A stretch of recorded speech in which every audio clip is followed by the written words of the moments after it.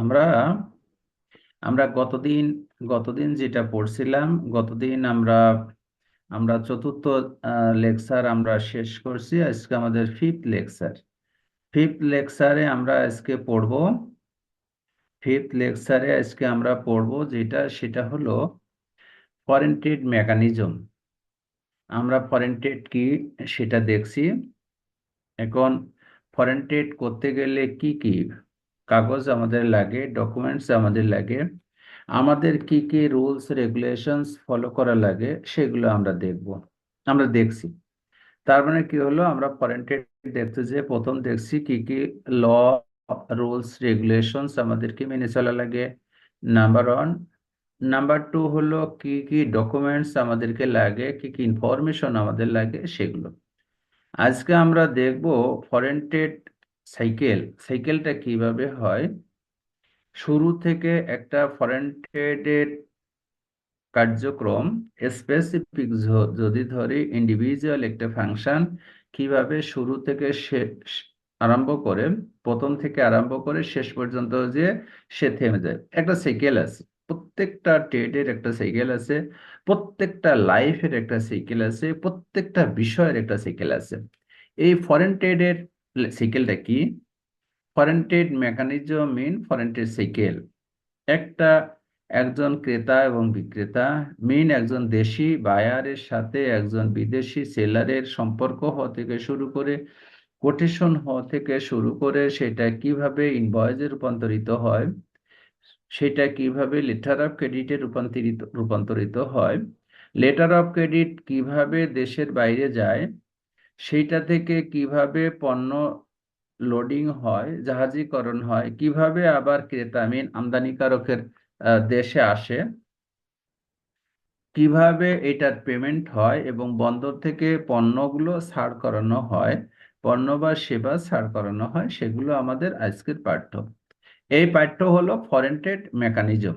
কাজেই গতদিন পর্যন্ত যারা দেখছেন documents required for the documentary credit, তারাদের জন্য আজকের বিষয়টা অনেকটা সহজ হবে, কোন কোন ডকুমেন্টস গুলো লাগে এবং এই ডকুমেন্টস কিভাবে একটা ফাংশনকে ফুললি পারফর্ম করে from the very beginning to end point, এটা আমরা দেখব। এইটা দেখতে যে আমরা যেটা দেখব, ফরেন ট্রেড কাকে বলে, ফরেন ট্রেডে কোনো পেমেন্ট গেটওয়ে আছে কিনা, সেটা থাকলে কি, ফরেন ট্রেডের বেসিক ফাংশন যেহেতু আমরা দেখছি লেটার অফ ক্রেডিট, এই লেটার অফ ক্রেডিটটা কি, মিনিংটা কি, লেটার অফ ক্রেডিট কিভাবে কাজ করে, কোনো প্রকারভেদ আছে কিনা, এর ভিতরে কোনো পক্ষ জড়িত আছে কিনা, সেগুলো। ইনকোটার্মস এবং এইচএস কোড, যেহেতু ইনকোটার্মস এবং এইচএস কোডে আমাদের আলাদা একটা সেশন আছে, আমরা সেটা দেখব। তারপরেও আমরা বলি letter of credit mean international ট্রেডের ফাংশন এইচএস কোড এবং ইনকোটার্মস ছাড়া করার কোনো সুযোগ নাই। যেহেতু ফরেন ট্রেড মেকানিজম নিয়ে আলোচনায় আসবে, সেহেতু ইনকোটার্মস এবং এইচএস কোড আমরা অতীব সংক্ষেপে সেটা একটু দেখব। ইন্টারন্যাশনাল ট্রেডে আমরা দেখছি ডিফারেন্ট ব্যাংক ইনভলভ থাকে, সেই ব্যাংকগুলো কিভাবে ইনভলভমেন্ট থাকে সেখানে এবং কে কোন রোল পালন করে, কার দায়িত্ব কতটুকু, সেটা। ইন্টারন্যাশনাল ট্রেডে যে তথ্যপত্রগুলো হয়, সেই তথ্যপত্রগুলো কিভাবে এক দেশ থেকে আর এক দেশে স্থানান্তরিত হয়, এটা কি শিপমেন্ট, এটা কি পোস্টে হয়, এটা কি শিপে হয়, নাকি ইয়ারে হয়, নাকি কোনো অ্যাপসের মাধ্যমে হয়, সেটা আমরা দেখব। ইন্টারন্যাশনাল ট্রেডের মালগুলো কিভাবে বহন করা হয়, এক দেশ থেকে কিভাবে আরেক দেশে আসে, সেটা। ইন্টারন্যাশনাল ট্রেড যেহেতু আমরা বলছি যে এক দেশের সাথে আরেক দেশের বাণিজ্য, এটার সাথে অনেকগুলো ডকুমেন্ট জড়িত থাকবে। এই ডকুমেন্ট গুলো ট্রেড শুরু এবং ট্রেড সেটেলমেন্টে কি পরিমাণ ভূমিকা পালন করে, সেটা।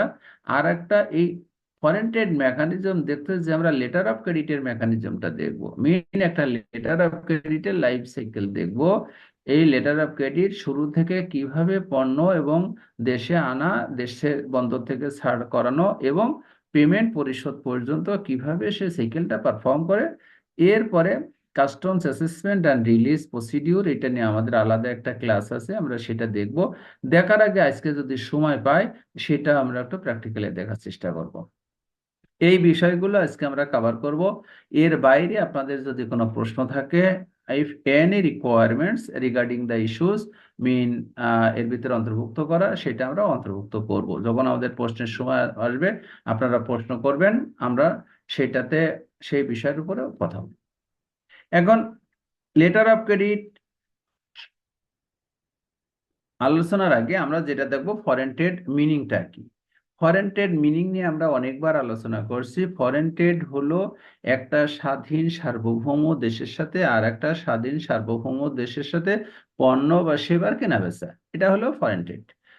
ইংরেজিতে ডেফিনেশনটা যেভাবে দেওয়া আছে আমরা সেভাবে একটু লেখার চেষ্টা করছি। That's very much foreign trade means transactions of the goods and services crossing the national boundary in exchange with the foreign currency for making some profit.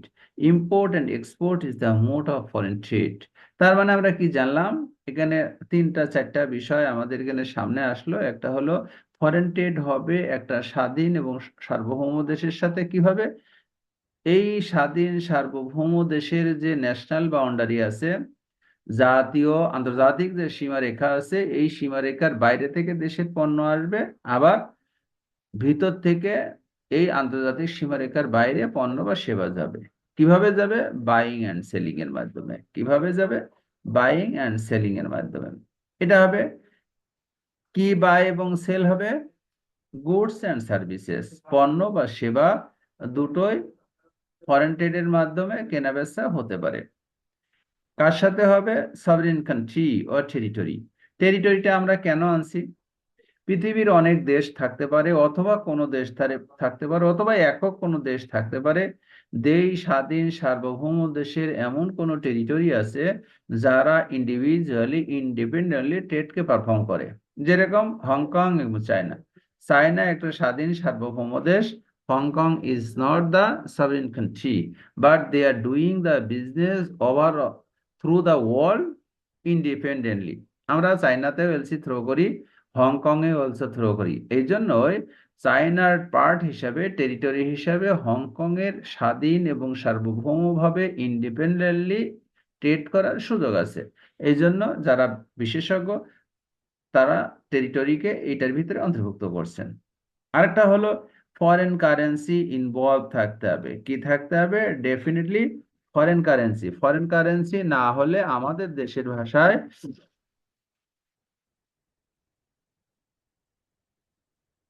Foreign trade হবে না। টাকাতে যদি কোনো বাণিজ্য হয় সেটা ফরেন কারেন্সি হবে না। আমাদের দেশে ব্যবসা করতে হলে হয় সেটা ডলার হবে, না হলে ইউরো হবে, না হলে ডয়েচমার্ক হবে, না হলে না হলে অন্য যে সমস্ত কারেন্সি আছে, পাউন্ড স্টার্লিং হবে। আন্তর্জাতিক নিয়মের ভিতরে যেইটাকে পারফর্ম করতে পারে সেই কারেন্সি হবে, টাকায় ট্রেড হবে। আর এটার সাথে হলো কি প্রফিট, ডেফিনেটলি এর সাথে একটা প্রফিট যুক্ত হবে। আমরা ট্রেড নিয়ে আলোচনা করছি, মনে রাখবেন ট্রেডে সবসময় লাভ এবং লসের সম্পর্ক থাকতে হবে। ট্রেড এবং বিজনেসের সাথে বেসিক কিছু পার্থক্য আছে। বিজনেস চ্যারিটি হতে পারে, নো লাভ নো প্রফিট। আমাদের সোশ্যাল বিজনেসের কথা বলি, আমাদের রাষ্ট্র থেকে সেগুলো বলা হচ্ছে। এই সোশ্যাল বিজনেসের সাথে ট্রেডকে মেলানো যাবে না। ট্রেড থাকলে সেখানে ঝুঁকি থাকবে, লাভ থাকবে, লস থাকবে। তাহলে আমরা এটা পড়লাম, ফরেন ট্রেড আন্তর্জাতিক বাণিজ্য। আমরা বলতে বুঝি আমাদের একটা দেশের পণ্য বা সেবা সেই দেশের আন্তর্জাতিক সীমানা অতিক্রম করে আর একটা দেশের সাথে কেনা এবং বেচা হবে, পণ্য আন্তর্জাতিক সীমানা অতিক্রম করে চলে যাবে। এটা বৈদেশিক মুদ্রার বিনিময়ে হবে এবং এটাতে লাভ এবং লসের ভিতরে হবে। আন্তর্জাতিক সীমানা কি সেটা আমরা গত ক্লাসে এবং তার আগের ক্লাসে আলাপ করছি যে 1947 সালে আমরা যখন স্বাধীন হলাম প্রথম ব্রিটিশ ভারত থেকে, সেই সময় আমাদের একটা বাউন্ডারি লাইন টানা আছে। ল্যান্ড পোর্টের ক্ষেত্রে এই বাউন্ডারি লাইন হলো আমাদের আন্তর্জাতিক সীমারেখা। কিন্তু পানিপথ যদি হয়, সমুদ্র পথ যদি হয়, সেই জায়গাটাতে কি হবে? আমরা দেখছি আমাদের দক্ষিণে বিশাল সমুদ্র আছে, জলরাশি আছে। এই জায়গাগুলোতে আন্তর্জাতিক কোনো লাইন নাই, বাউন্ডারি লাইন নাই, কোনো সীমারেখা নাই। আইন বলছে আমাদের উপকূলীয় তটরেখা হতে বিশাল সমুদ্রের দিকে যদি 24 নটিক্যাল মাইল ক্যালকুলেশন করা হয়, এই 24 নটিক্যাল মাইলের বাইরে থেকে যে পণ্য বা সেবা বাংলাদেশের ভিতরে আসবে সেটা আন্তর্জাতিক বাণিজ্য ইন্টারন্যাশনাল ট্রেডের পার্ট হিসাবে বিবেচিত হবে। তাহলে আমরা ন্যাশনাল বাউন্ডারি হিসাবে দেখলাম কে সমুদ্র যদি থাকে আমাদের পানিপথ কি হবে, সেটা হলো আমাদের উপকূলীয় তটরেখা থেকে সমুদ্রের বিশাল জলরাশি দিকে বিস্তৃত 24 নটিক্যাল মাইল। এর বাইরে এই 24 নটিক্যাল মাইল পর্যন্ত হবে আমাদের ডোমেস্টিক এরিয়া। এর বাইরে থেকে যে পণ্য বা সেবা আসবে সেটা হবে আমাদের আন্তর্জাতিক বাণিজ্য। এটা কোনো প্রশ্ন যদি থাকে প্রশ্নগুলো আমরা নেব, একটু লিখে রাখেন, পরবর্তীতে আমরা সেগুলো বলার সুযোগ দেব এবং উত্তর দেব। 3 নম্বর হলো, আমরা ফরেন ট্রেড নিয়ে এত সময় আলাপ করলাম, ডেফিনিশন। আমরা দেখবো ফরেন ট্রেডের কোনো রকম ভেদ আছে কিনা, কোনো প্রকার ভেদ আছে কিনা। দেখেন আমরা একটা 10টা বিষয়কে লিখছি, এইগুলো আপনাদের একটু মুখস্থ রাখতে হবে কম বেশি, এবং এইগুলো নিয়েই আমরা সামনের দিকে আগাবো। তাই টাইপস অফ ফরেন ট্রেড কি, বৈদেশিক বাণিজ্যের প্রকারভেদ কি কি হবে। একটা হলো ইম্পোর্ট, ডেফিনেটলি আমরা দুটো বিষয় জানি, ইম্পোর্ট এবং এক্সপোর্ট। আগের লেকচারে আমরা ফরেন ট্রেড বলতে বুঝছি ইম্পোর্ট এবং এক্সপোর্ট, বাই অ্যান্ড সেল। কি হবে, বাইং অ্যান্ড সেল হবে, ইম্পোর্ট আর এক্সপোর্ট হবে। বাইং মানে লোকাল, দেশের বাইরে যখন ভিতরে যখন কিনবো তখন বাই, দেশের বাইরে থেকে যখন আনবো তখন ইম্পোর্ট। সেল, দেশের ভিতরে যখন বিক্রি করব দ্যাট ইজ সেল, দেশের বাইরে যখন বিক্রি করব that will be very much export. তাহলে আমরা দুটো জিনিস শুনলাম, buying and selling mean import and export. এখন আমরা দেখলাম এই ইম্পোর্ট এক্সপোর্ট 10টা ভাগে ভাগ হয়ে গেছে। এই ইম্পোর্ট এক্সপোর্টকে আমরা একটু মাথায় রাখার চেষ্টা করব। হ্যাঁ, কি কি? ইম্পোর্ট ফর হোম কনজামশন, তার মানে হলো আমরা একটা পণ্য আনবো বা সেবা আনবো, দেশের ভিতরে আনবো, আমি দেশে খেয়ে ফেলবো। কি করব, আমি 1000 টন গম আনছি, ওই গম দেশের ভিতরে কনজিউম হবে। আমি 100 পিস ল্যাপটপ ইম্পোর্ট করছি, এই 100 পিস ল্যাপটপ আমি দেশের ভিতরে ব্যবহার করে ফেলবো। এটার আলাদা সিপিএসি আছে, কাস্টমসের প্রসিডিউর আছে।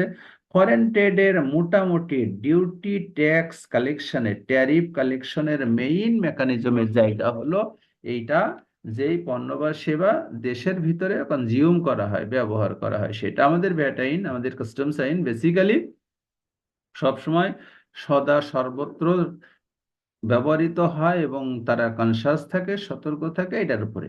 কারণে দেশীয় কনজাম্পশন যখন হয় তখনই সরকারের ইনকাম হয়, সরকার সেখান থেকে ট্যারিফ আদায় করে। 2 নম্বর হলো টেম্পোরারি ইম্পোর্টেশনস। আগে আমরা বললাম এই পণ্য আনবো, দেশের ভিতরে এটা খেয়ে ফেলবো অথবা কনজিউম করে ফেলবো অথবা ব্যবহার করব। এমন কোনো পণ্য থাকতে পারে, যেটা সেবা থাকতে পারে যেটা আমি দেশের ভিতরে ব্যবহার হয়তো করব কিন্তু চূড়ান্তভাবে করব না, আবার সে দেশ থেকে বেরিয়ে যেতে পারে। এটা হলো টেম্পোরারি ইম্পোর্টেশনস, সাময়িক আমদানি। এটা সুযোগ আছে, এই সাময়িক আমদানি করতে হলে কিছু আলাদা রুলস এবং রেগুলেশনস আছে। কোনো কোনো ক্ষেত্রে কি হয়, কোনো কোনো ক্ষেত্রে, আমরা বলবো না, অধিকাংশ ক্ষেত্রে সরকারের শুল্ক কর পরিশোধ করা লাগে না নগদে। এটার একটা বিকল্প ব্যবস্থা আছে, সেটা হলো সাময়িক আমদানি বা টেম্পোরারি ইম্পোর্টেশন। যেরকম ধরেন আমরা যখন পদ্মা ব্রিজ করছিলাম, এই ব্রিজ করার জন্য বিশাল আকৃতির ক্রেনের প্রয়োজন ছিল। হয়তো ওই ক্রেন পদ্মা ব্রিজ হয়ে গেলে আর ব্যবহৃত হবে না বাংলাদেশে, ওইটা তখন আনা হয়েছিল সাময়িক ভিত্তিতে। পদ্মা ব্রিজ হয়ে গেছে, বাংলাদেশ থেকে চলে গেছে। এইরকম বড় ব্রিজ যদি আবার কোনোদিন হয়, ও হয়তো আবার আসবে, তখন আবার তাকে ইম্পোর্ট হিসেবে দেখানো হবে। মোটামুটি কথা হবে, টেম্পোরারি ইম্পোর্ট হলে সেইটার দেশে যেরকম ঢুকবে ও দেশ থেকে চলে যেতে হবে। ঠিক আছে, এটা হলো টেম্পোরারি ইম্পোর্ট। যেরকম ধরেন আমরা বলি যে স্পেনের রাজকন্যা বাংলাদেশে আসবে, সে বাংলাদেশের গাড়ি চড়তে চায় না, সে তার নিজস্ব একটা ব্র্যান্ডের গাড়ি আছে, এইটা সে চড়তে চায়। তখন সে কি করবে, রাজকন্যা ট্রেনে প্লেনে করে বাংলাদেশে আসবে, আর তার গাড়িটা, ব্র্যান্ড গাড়িটা অথবা যে গাড়ি সে ব্যবহার করে সেই গাড়িটা চট্টগ্রাম বন্দর দিয়ে বাংলাদেশে আসবে। এই চট্টগ্রাম বন্দরে আসার সময় তার গাড়ির সমস্ত কাস্টমসের প্রসিডিউর ফলো করা হবে। আমরা সেটা দেখব, what is the customs procedure and tax calculation for releasing the goods towards the country, সেটা আমরা দেখব। এই সমস্ত প্রসিডিউর সেখানে মেনটেন করা হবে, কিন্তু কোনো শুল্ক কর নগদে তার কাছ থেকে নেওয়া হবে না, একটা গ্যারান্টি নেওয়া হবে। এই গ্যারান্টির কি বিনিময়ে গাড়িটা দেশের ভিতরে ঢুকবে। রাজকন্যা বাংলাদেশে 5 দিন 7 দিনের সফর থাকবে, চলে যাবে, সে আবার বিমানে চলে যাবে, তার গাড়িটা সে চলে যাওয়ার পরে বাংলাদেশে আর থাকবে না, বাংলাদেশ থেকে বেরিয়ে যাবে। আবার বাংলাদেশ থেকে সে যদি নিজের দেশে যায় নিজের দেশে যাবে, অথবা প্রসিডিউর হিসেবে সে যদি অন্য কোনো দেশে যায় অন্য কোনো দেশে যাবে, এটা হলো সাময়িক আমদানি। তার মানে কথা হলো সাময়িক আমদানির পণ্য আমরা চূড়ান্তভাবে দেশের ভিতরে ভোগ করতে পারবো না। 3 নম্বরে আছে ইম্পোর্ট আন্ডার বন্ড ফেসিলিটেশনস। এটা অত্যন্ত গুরুত্বপূর্ণ। আমরা জানেন বন্ডে আমাদের একটা কোর্স আছে, যদি কেউ পার্টিসিপেন্ট থাকেন তারা জানেন। আমরা উপকরণ দেশের বাইরে থেকে আনবো, এই পণ্য উপকরণ দিয়ে ফিনিশ প্রোডাক্ট তৈরি করব, কিন্তু এই ফিনিশ প্রোডাক্ট দেশের ভিতরে ব্যবহার করব না, এটা বিদেশে রপ্তানি হয়ে যাবে। আবার এটা হলো ইম্পোর্ট আন্ডার বন্ড ফেসিলিটেশনস মিন, এটাও টেম্পোরারি ইম্পোর্টেশনের আন্ডারে। স্যাম্পল ইম্পোর্ট, কিছু কিছু পণ্য আছে যেগুলো আনতে গেলে স্যাম্পলের প্রয়োজন হয়, এই স্যাম্পল গুলো টেম্পোরারি না, আবার কনজিউমের জন্য যেই সমস্ত শর্ত আছে সেগুলো পরিপালন করা লাগে না, স্যাম্পলের জন্য সহজ শর্তে পণ্য আমদানি করা যায়। ইম্পোর্ট আন্ডার পোর্টাল সার্ভিস, আমাদের যে সমস্ত ডাক ব্যবস্থা আছে, আমরা জানি আমাদের কাস্টমস হাউস গুলো আছে, চট্টগ্রাম আছে, বেনাপোল আছে, মোংলা আছে, ঢাকা আছে, আইসিডি কমলাপুর আছে, হ্যাঁ। এর বাইরে আমাদের কাস্টমস এর ফেসিলিটেশনস আছে আমাদের গুলিস্তানে জাতীয় ডাকঘর, যেটা আমাদের এই জায়গা থেকে পোস্টালের মাধ্যমে আমদানির সুযোগ আছে। ছোট ছোট ছোট ছোট যে সমস্ত কনসাইনমেন্ট গুলো হয় সেগুলো বিদেশিরা পাঠাতে পারে। কুরিয়ার সার্ভিসের মাধ্যমে পাঠানোর সুযোগ আছে আমাদের, ডিএইচএল, ফেডেক্স, এটার মাধ্যমে কিছু পণ্য আসে, সেগুলো অধিকাংশ এয়ারপোর্ট থেকে আসে, এবং এইটার অ্যাসেসমেন্ট এবং কাস্টমস এর প্রসিডিউর সাধারণত এয়ারপোর্ট থেকে হয়। এন্ট্রি পোর্ট, এটাকে বলা হয় এন্ট্রি পোর্ট, লেখা আছে আসলে এটার উচ্চারণ আছে অন্ট্রাপো। অন্ট্রাপো বিজনেস হলো এটা, এইটাও সাময়িক আমদানি হিসাবে ধরতে হবে। ও অন্ট্রাপোর অর্থ হলো একটা পণ্য দেশে আসবে, সেই পণ্য বন্দরের ভিতরেই থাকবে, বন্দর থেকে আবার অন্য দেশে রপ্তানি হবে, এবং সেখানে মিনিমাম 5% ভ্যালু এডিশন হবে। একটু মন দিয়ে শুনবেন, মন দিয়ে শুনলে পরবর্তীতে পড়াটা সহজ হয়ে যাবে। তাহলে কি হলো, অনটাপো উদাহরণ দিয়ে বলি, চায়না থেকে কি করলাম, চায়না থেকে 1000 লিটার রিফাইন্ড সয়াবিন তেল আনলাম। 1000 রিফাইন্ড সয়াবিন তেল চায়না থেকে আসলো বাংলাদেশে, চট্টগ্রাম বন্দরে আসার পর ওই সয়াবিন তেলটা পশ্চিমবঙ্গে আবার রপ্তানি হয়ে গেল। আমি কিনছিলাম 1000 টাকা, $1000 পার টন, আমাকে বেচতে হবে 5% ভ্যালু এডিশন করে। এখন 1000 টনে, $1000 5% হলে 1050। তার মানে আমি যদি 1000 টাকা, $1000 দিয়ে কিনি, 1050-এ আমি আবার রপ্তানি করে দিতে পারবো। এটা হলো অন্ট্রাফো, উচ্চারণ হচ্ছে এন্ট্রিপোর্ট, বাংলা বানানো হচ্ছে এন্ট্রিপোর্ট, উচ্চারণ হচ্ছে অন্ট্রাফো। এইটা কোনো ক্রমে বন্দরের বাইরে আনা যাবে না। তার মানে কথা হলো, আমি যদি চায়না থেকে কোনো তেল আমদানি করি, আমি যদি মায়ানমার থেকে সুপারি আমদানি করি, 100 টাকার সুপারি 105 টাকায় আমি দিল্লি অথবা কলকাতা অথবা শ্রীলঙ্কার কাছে বেচে দিতে পারবো। এই পণ্যটা মায়ানমার থেকে যদি সুপারি হয়, মায়ানমার থেকে চট্টগ্রামে আসবে, ঠিক যেভাবে আসে, আকার আকৃতি প্যাকিং কোনো পরিবর্তন করা যাবে না, যেভাবে আসছে সেইভাবে আমি আবার এক্সপোর্ট করে দেবো, 5% ভ্যালু এডিশন করে মিনিমাম। এটাকে বলা হবে আন্ট্রাপো। রিএক্সপোর্ট, অন্ট্রাপোর সাথে রিএক্সপোর্ট আমরা সিরিয়াল লিখছি আপনাদের for better understanding of the class. Entrepot আর রিএক্সপোর্ট জিনিস একই। অন্ট্রাপোতে বলছিলাম 5% ভ্যালু এডিশন হবে মিনিমাম, রিএক্সপোর্টে হবে 10% ভ্যালু এডিশন। অন্ট্রাপোর মাল বন্দরের বাইরে আনা যাবে না, সংশ্লিষ্ট বন্দরের, রিএক্সপোর্টের মাল বন্দরের বাইরে আনা যাবে। রিএক্সপোর্টের মাল কি করা যাবে, প্যাকিং এর যদি কোনো পরিবর্তন এটা সেটা করার দরকার হয় সেটা করা যাবে। তাহলে কথা হলো, অন্টাপোর পণ্য বন্দর থেকে বন্দরে এক্সপোর্ট হবে, আমার বন্দরে চট্টগ্রাম বন্দরে আমদানি হবে, আবার চট্টগ্রাম বন্দর থেকে রপ্তানি হবে। রিএক্সপোর্ট হবে চট্টগ্রাম বন্দর থেকে ভিতর দিয়ে আমদানি হবে, এটা যে আমদানি করছে তার কারখানায় যাবে, সেখানে আকার আকৃতি কিছু পরিবর্তন করা যেতে পারে, সেখানে প্যাকিং সাইজের পরিবর্তন করা যেতে পারে। এইটা করার পরে আবার এক্সপোর্ট হবে, সেখানে মিনিমাম 10% ভ্যালু এডিশন করতে হবে আইন অনুসারে। 100 টাকার জিনিস 100 টাকায় আমি ইম্পোর্ট করব, 110 টাকায় এক্সপোর্ট করব। এটা গেল। তাহলে এই পর্যন্ত আমরা ইম্পোর্ট, প্রথমে আমরা আলাপ করছিলাম ইম্পোর্ট মিন আমদানি, পরে দেখলাম আমদানির সাথে রপ্তানি কিছু অন্তর্ভুক্ত হয়ে গেল, সংযোগ ছিল। এখন এসে বলবো ডিরেক্ট এক্সপোর্ট। ডিরেক্ট এক্সপোর্ট হলো সরাসরি রপ্তানি। হুম। আমি কি করলাম, 1000 পিস শার্ট তৈরি করেছি, এই শার্ট আমি আমেরিকার বাজারে রপ্তানি করে দেবো। আমার দেশে তৈরি করছি, সেটা চলে যাবে আমেরিকা। এটা হলো ডিরেক্ট রপ্তানি। আরেকটা জিনিস আছে, এগুলো ডিমড এক্সপোর্ট। তাহলে ডিমড এক্সপোর্টটা কি? ডিমড এক্সপোর্টের বাংলা হচ্ছে প্রচ্ছন্ন রপ্তানি। তার মানে আমি দেশে পণ্য তৈরি করছি, এই পণ্য আমি দেশেই বিক্রি করব, কিন্তু সেটা ভোগ হবে দেশের বাইরে। এইরকম যদি হয় সেটা হলো ডিমড এক্সপোর্ট। ডিমড এক্সপোর্টের অনেকগুলো কন্ডিশনস আছে, সেগুলো আমরা অন্য ক্লাসে আমরা একটু বিশদ আলোচনা করব। এখন শুধু এতটুকু বলি, আমি দেশের ভিতরে পণ্য সরবরাহ করব, কিন্তু সেটা দেশের ভিতরে ব্যবহৃত হবে না, ব্যবহার হবে চূড়ান্ত হবে দেশের বাইরে। যেরকম ধরেন, যেরকম ধরেন আমি এই যে প্রথম বললাম আমি 1000 পিস শার্ট ব্যবহার করব, রপ্তানি করব। এই 1000 পিস শার্ট তৈরি করতে যে 5000 পিস বোতাম লাগে। এই বোতামটা আমি দেশের মার্কেট থেকে কিনছি। তাহলে দেশের মার্কেট যে কিনছে সে তো ওই শার্ট যে এক্সপোর্ট করবে তার কাছেই সাপ্লাই দিবে, তাই না?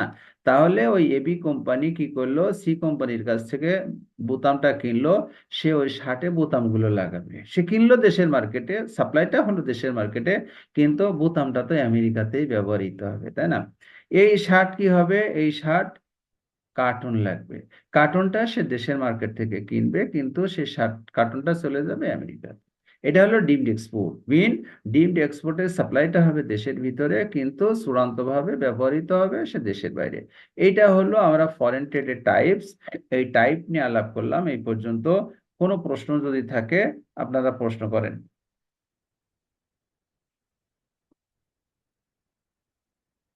কোনো প্রশ্ন? আর ডিম ডিম এক্সপোর্টটা একটু ক্লিয়ার বুঝি না, আর একটু বুঝাবেন? ওকে। ডাইরেক্ট ডিমড এক্সপোর্ট এক্সপোর্ট, আর স্যার ডিম এক্সপোর্টটা পার্থক্য বুঝতেছি না। Direct export. ডিরেক্ট এক্সপোর্ট মানে সরাসরি রপ্তানি। আমি 1000 পিস শার্ট তৈরি করছি, রপ্তানি করে দিলাম আমেরিকাতে। ঠিক আছে, এটা বুঝছেন তো? জি। এখন 1000 পিস শার্ট তৈরি করতে আমার 10,000 পিস বোতাম লাগে। আমার বোতাম নাই, আমি বোতাম সি কোম্পানির কাছ থেকে বোতামগুলো কিনলাম। তাহলে সে আমার কারখানায় বোতামগুলো সাপ্লাই দিল নাকি আমেরিকাতে সাপ্লাই দিল? আমার কারখানা দিল। কারখানায় দিল। তো দেশের ভিতরে দিল না দেশের বাইরে দিল? দেশের ভিতরে।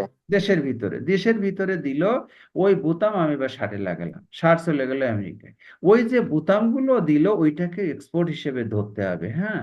তো ওই যে এক্সপোর্ট, ওই এক্সপোর্ট যেহেতু সে দেশের বাইরে সরবরাহটা দেয় নাই, সরবরাহ দিছে দেশের ভিতরে, কিন্তু ব্যবহার হয়েছে দেশের বাইরে, এই জন্য ওইটাকে বলবো ডিমড এক্সপোর্ট। মেন এক্সপোর্ট হবে, পরবর্তীতে সে এক্সপোর্ট হবে, ভোগ হবে দেশের বাইরে, কিন্তু সাপ্লাইটা হবে দেশের ভিতরে। এটা হলো ডিমড এক্সপোর্ট, মেন পণ্য রপ্তানি।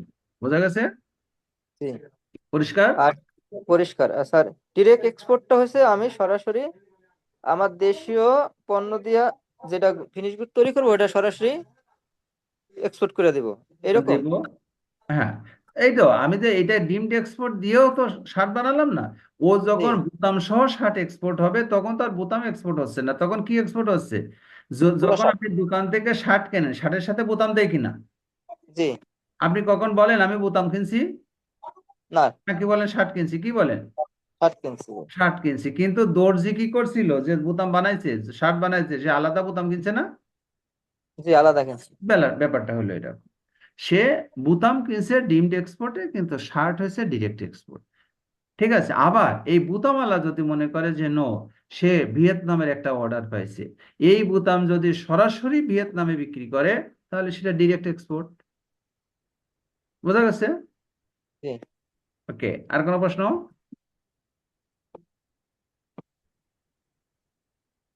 আর কোনো কিছু?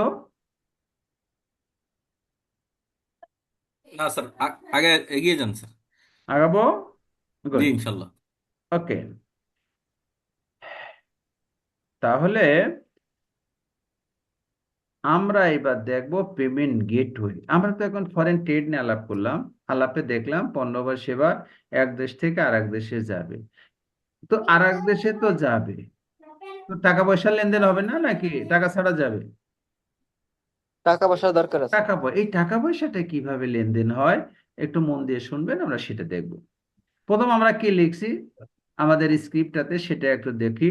Trade payment represent a spectrum of risk which causes uncertainty about the timing of payments between exporter and importer. ঠিক আছে, আমরা দুইজনের সাথে একটা চুক্তি করলাম, ভাই কিছু লেনদেন হবে, কিন্তু এটা তো অনিশ্চিত, দেশের বাইরের সাথে দেশের বাইরে টাকার লেনদেন হবে, কখনো নিশ্চিত না, অনিশ্চিত। এই অনিশ্চিত হওয়ার জন্য কিছু পদ্ধতি আছে, সেই পদ্ধতিগুলো আমাদেরকে পড়তে হবে। Importers want to receive the goods as early as possible.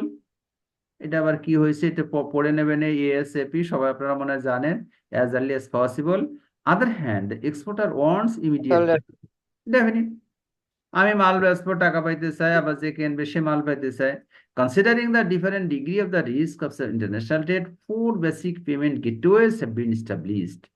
এই যে এতগুলো রুস্ক আছে, ঝুঁকি আছে, এইগুলো বিবেচনায় নিয়ে আমাদের 4টা বেসিক, আমরা বলি আরো পেমেন্ট গেটওয়ে আছে, 5টা বললে আমাদের একটু কনফিউশন হবে একটার সাথে একটা আপনাদের, এই জন্য আমরা দেখাই নাই। আমরা 4টা পেমেন্ট গেটওয়ে দেখালাম। এই 4টা পেমেন্ট গেটওয়ে দিয়ে বেসিক্যালি ইন্টারন্যাশনাল ট্রেডের পেমেন্টটা হয়। ঠিক আছে, এই 4টা কি, এই মাঝখানের লাইনটা আপনারা একটু দেখবেন, cash in advance, cash in advance. পরেরটা একটু পড়েন, দ্বিতীয়জন একটু, কি এটা লেখা কি আছে? Credit, LC, letter of letter of credit, credit, LC. তারপরে ডকুমেন্টারি কালেকশন, তারপরে ওপেন অ্যাকাউন্ট। Open account. এই 4টা ওয়ে দিয়ে, 4টা গেট দিয়ে সাধারণত টাকা পয়সার লেনদেনগুলো হয়। এই টাকা পয়সার লেনদেনগুলো করতে গেলে কখনো ইম্পোর্টারের ঝুঁকি বেশি থাকে, কখনো এক্সপোর্টারের ঝুঁকি বেশি থাকে। সাইমultaneously আপনারা দেখবেন, যখন ইম্পোর্টারের ঝুঁকি বেশি থাকে তখন এক্সপোর্টারের ঝুঁকি কি বেশি থাকে না কম থাকে?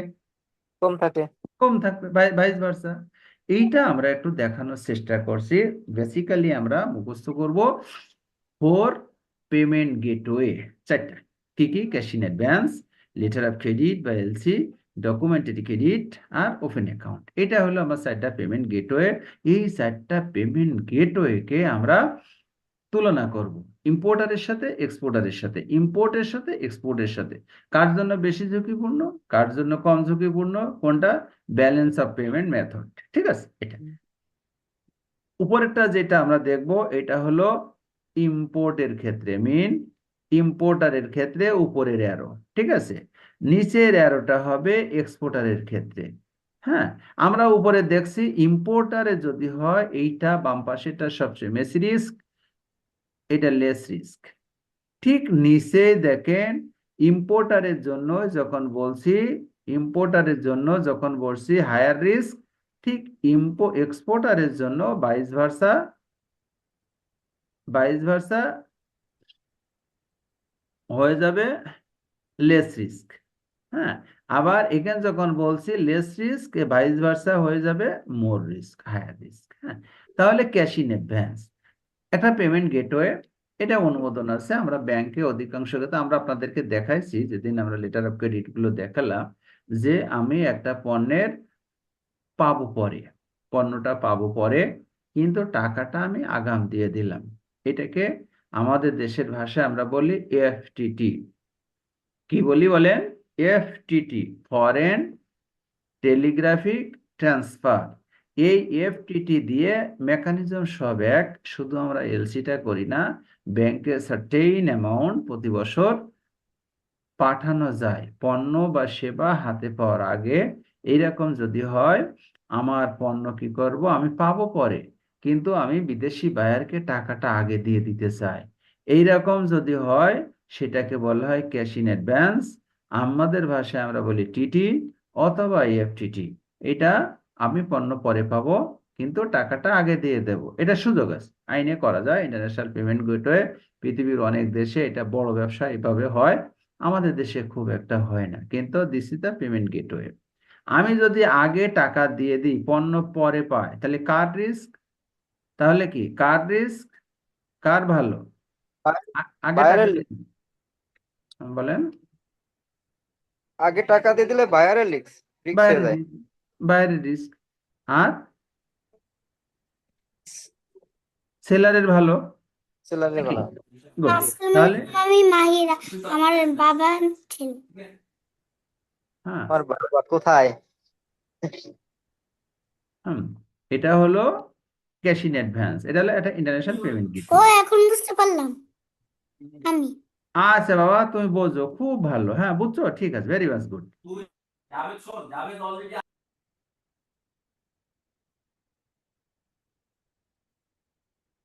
ওকে, এখন কি হলো, এরপরে হলো letter of credit. Letter of credit নিয়ে আমরা এত কথা বলছি, letter of credit, letter of credit. তাহলে দেখলাম চারটা পেমেন্ট গেটওয়ের একটা মাত্র গেটওয়ে হলো letter of credit. Letter of credit কি? লেটার অফ ক্রেডিট হলো বায়ার এবং সেলার পণ্য বা সেবা ক্রয় করে এবং বিক্রি করে, এইটার পেমেন্টের সার্টেইনিটি প্রদান করে ব্যাংক। ব্যাংক একটা কমিটমেন্ট দেয়, আন্ডারটেকিং দেয়। এই জন্য এই ব্যবস্থাপনাটায় পণ্য বা সেবার কেনা বেচা হয় বায়ার এবং সেলারের ভিতরে, কিন্তু পেমেন্টে ব্যাংক ইনভলভ থাকে। এই জন্য এইটা বলা হয় ব্যালেন্স ওয়ে অফ পেমেন্ট। পেমেন্টের জন্য এটা আদর্শ ব্যবস্থা। তারপরে ডকুমেন্টারি কালেকশন। ডকুমেন্টারি কালেকশন কি? আমরা ডাইনে যত যাব এক্সপোর্টারের রিস্ক বাড়বে, ইম্পোর্টারের রিস্ক কমবে। হ্যাঁ, প্রথম দেখছিলাম ইম্পোর্টারের মহা রিস্ক, অনেক বেশি ঝুঁকি। পরে এসে দেখলাম ইম্পোর্টার এবং এক্সপোর্টার মোটামুটি ব্যালেন্স হয়ে গেল। 3 নম্বরে এসে দেখলাম ডকুমেন্টারি কালেকশন। এই জায়গাটাতে আপনার ঝুঁকি এক্সপোর্টারের বেড়ে গেছে। সে মাল দেবে, ব্যাংক এখানে সরাসরি আন্ডারটেক করবে না। ব্যাংক কি করবে? ইম্পোর্টারের কাছ থেকে টাকাটা কালেকশন করবে, তারপরে এক্সপোর্টারকে পেমেন্ট দেবে। এটাকে বলা হয় ডকুমেন্টারি কালেকশনস। কিছু রুলস রেগুলেশনস এবং আইনি বাধ্যবাধকতা ছাড়া এই জায়গাটাতে ব্যাংকে খুব একটা আটকানো যায় না। এই জন্যই এটাকে বলা হচ্ছে কালেকশন। মিন কালেকশন করবে টাকা, তারপরে পেমেন্ট দেবে, এই জন্য ডকুমেন্টারি কালেকশন। হ্যাঁ, তাহলে এক্সপোর্টারের রিস্ক বাড়লো, ইম্পোর্টারের রিস্ক কমলো। লাস্টলি হচ্ছে open account. Open account is nothing but the vice versa of the cash in advance. Cash in অ্যাডভান্সে ইম্পোর্টার টাকা আগে দিয়ে দিছিল এফসিটির মাধ্যমে, ঠিক ওপেন অ্যাকাউন্টে এক্সপোর্টার আগে মাল দিয়ে দেবে, পরে টাকা পাবে।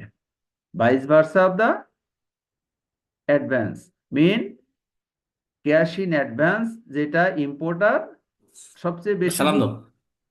আসসালামু আলাইকুম। ওয়ালাইকুম আসসালাম বাবা, তোমাদের কথা আমরা একটু পরে শুনবো, এখন আমাদের কথা একটু শুনো। হ্যাঁ, স্যার, স্যার, হ্যাঁ বলেন। স্যার, হ্যাঁ বলেন। আমার ছোট ছেলে স্যার আপনার সাথে একটু কথা বললো। ও, আলহামদুলিল্লাহ, ওর আলহামদুলিল্লাহ বয়সটা বাবা। 7 বছর চলতেছে। ও হুম, আপনার কথা শুনে খুব হ্যাপি এবং সে বলতেছে আমি স্যারের ক্লাস আলহামদুলিল্লাহ করবো। বাবা। হ্যাঁ, ওরা তো সামনের দিনের শিক্ষার্থী, তাই না? জি স্যার, জি ওরা স্যার, জি বাবা স্যার। শোনো, তোমরা সামনের দিকে শুনবা। হ্যাঁ, ঠিক ঠিক আছে, আছে। ঠিক আছে, আচ্ছা, থ্যাংক ইউ, থ্যাংক ইউ, জি, থ্যাংক ইউ, যাও যাও যাও, এখন যাও, এখন যাও। থ্যাংক জি, ইউ। জি স্যার। তাহলে আমরা ওকে অনেক কি না আমার,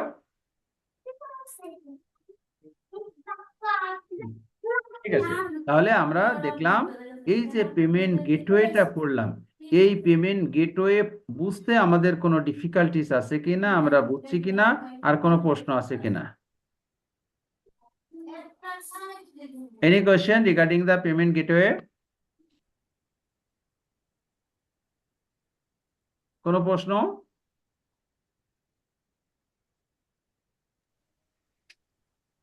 কোনো প্রশ্ন নেই? ফ্যাক্টের মাধ্যমে অনেক সুন্দর করে বুঝেছি স্যার।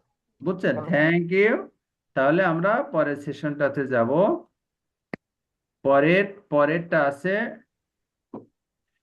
আমরা পড়লাম, আমরা এবার লেটার অফ ক্রেডিট। আমরা যে 4টা পেমেন্ট গেটওয়ে পড়ছি, এই 4টা পেমেন্ট গেটওয়ে যদি লেটার অফ ক্রেডিটটা একটু ভালোভাবে বুঝি, that will be very much clear for hours if we can understand the mechanism of the letter of credit. এই লেটার অফ ক্রেডিটের ভিতরে এই সবগুলো মেকানিজমের ইনভলভমেন্ট থাকে। এই জন্য আমরা যেহেতু শর্ট ক্লাস, শর্ট কোর্স, আমরা লেটার অফ ক্রেডিটের মেকানিজমটা একটু পড়বো। হ্যাঁ, তো লেটার অফ ক্রেডিট কাকে বলে? লেটার অফ ক্রেডিটের একটা সংজ্ঞা দেওয়া আছে, আমরা কোথায় বলি? Letter of credit is guided by the UCP 600। হ্যাঁ, বেসিক রেগুলেশন রুলস হচ্ছে ইউসিবি 600। ইউসিপি 600 একটা সংজ্ঞা দিচ্ছে। সংজ্ঞাটা কি আমরা একটু পড়ি। As per UCB 600, letter of credit means any arrangement, however named or described, that is irrevocable and thereby constitutes a definite undertaking of the issuing bank to honor a complying presentations. একটু জটিল আছে, আমরা বাংলায় সহজে যদি বলি, letter of credit হবে যেভাবে বলা হোক না কেন, আমদানিকারক এবং রপ্তানিকারকের ভিতরে একটা ব্যবস্থা, এইটা হবে ইররিভোকেবল মিন অপ্রত্যাহারযোগ্য একটা লিখিত চুক্তি, লিখিত পত্র।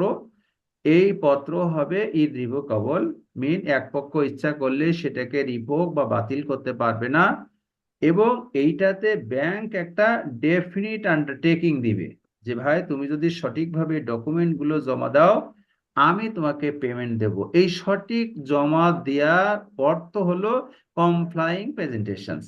এগুলো আমরা একটু দেখবো। হ্যাঁ, তার মানে কি, যদি কমপ্লাইং প্রেজেন্টেশনস হয়, আমদানিকারক এবং রপ্তানিকারকের কোনো ভূমিকা নাই, ব্যাংক কি করবে?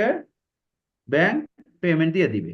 ঠিক আছে, আমরা একটু ক্যারেক্টারিস্টিক্সটা দেখবো। LC is the bankers undertaking to make the payment. Good, কোনো সমস্যা নেই। তাহলে কি হলো, এলসি হলে ব্যাংক পেমেন্ট দিবে। আর ব্যাংকার্স বানানটা স্পেলিং ভুল আছে। ঠিক, আপনারটা ঠিক, এবার ঠিক আছে তাই না? জি। হ্যাঁ, ওইটা বেক আবার ইংরেজি শব্দ, তো ওই জন্য ভুল ধরেনি, বুঝতে পেরেছেন? এটা আবার জি। কি? তো এর নিচেই একই কথা, undertaking of the issuing bank. আমরা বলছিলাম undertaking of the bankers undertaking, hmm undertaking? Issuing ব্যাংকের আন্ডারটেকিং, নাকি অন্য কোনো ব্যাংক দিবে? ইস্যুইং ব্যাংকই তো দিবে নাকি? Sir issuing bank. Issuing bank জি দিবে। স্যার। আমরা পরে একটু দেখবো, যখন কনফার্মিং ব্যাংক থাকে তখন কনফার্মিং ব্যাংকও পেমেন্টের আন্ডারটেক করে। হ্যাঁ, সেটা বেসিক্যালি আমরা দেখবো ইস্যুইং ব্যাংক চূড়ান্তভাবে ইস্যুইং ব্যাংক আন্ডারটেকিং দিবে। ইররিভোকেবল, আমরা ইররিভোকেবল। হ্যাঁ, এটাকে রিভোক করার কোনো সুযোগ নেই। আমাদের আমদানি নীতি আদেশ, আমাদের ফরেন এক্সচেঞ্জ গাইডলাইন, ইউসিবিডিসি 600 সব জায়গায় বলছে ইররিভোকেবল, অপ্রত্যাহারযোগ্য। তাহলে কি হলো, এটা কি জীবনে কখনো প্রত্যাহার করা যাবে না? আমি একটা এলসি করলাম, আমি কি এ কোম্পানির কাছে চাইনাতে আমি কি করলাম, 1000 টন ভুট্টা আমদানির জন্য এলসি করলাম। ভাই, ভদ্রলোকের ভুট্টা নেই, অথচ আমাকে দেখাইছিল ভালো ভুট্টা, পরে আমাকে যখন ছবি দেখালো আমি দেখলাম পোকে খাওয়া, আমি তো এটা নিব না। তখন কি হবে? শর্ত হলো তখন এটা বাতিল করা যাবে, সংশোধন করা যাবে, কিন্তু সেটা তিন পক্ষের সম্মতির মধ্য দিয়ে হইতে হবে। কি হবে? তিনটা পক্ষ কি কি? লেটার অফ ফরেন ট্রেড মেকানিজমে আমরা দেখছি সবসময় তিনটা পক্ষ জড়িত থাকবে। একটা হলো ব্যাংক, একটা হলো আমদানিকারক তার পক্ষ, একটা হলো রপ্তানিকারক বা তার পক্ষ। তার মানে তিনটা পক্ষ। এই তিনটা পক্ষকে সম্মত হইতে হবে। যদি হয় তাহলে ইররিভোকেবল এলসি ক্যান্সেল অথবা সংশোধন করা যাবে। এখন প্রশ্ন হলো, আমাকে দেখানো হয়েছে ভালো গম, কিন্তু মাল দেওয়ার সময় দেখা গেল এটা পোকায় খাওয়া গম, তখন আমি কি করব? আমার ব্যাংক এলসিটা ক্যান্সেল করে দিবে। ওই যে বললাম আইন আছে, তিন পক্ষ ছাড়া হবে না। তখন সে একটা যেই ক্যান্সেলের বার্তা দিবে তখন সে লিখে দেবে, তোমাকে এই বার্তা দিলাম, তুমি যদি 7 দিনের ভিতরে আমাকে কোনো রিপ্লাই না করো তাহলে আমি ধরে নেব এটা অটোমেটিক্যালি বাতিল হয়ে গেছে, এটা আইনে গ্রহণযোগ্য। তাহলে ইররিভোকেবল এবং ইররিভোকেবলের বাইন্ডিংস, এটা বোঝা গেল তো? জি স্যার। কোনো কোশ্চেন নাই? Okay. Honour of the complying presentations, honour আর কমপ্লাইং প্রেজেন্টেশন জিনিস এক। অনার মানে হচ্ছে হ্যাঁ, কি? নিজাম ভাই আপনার একটু মিউট রাখেন।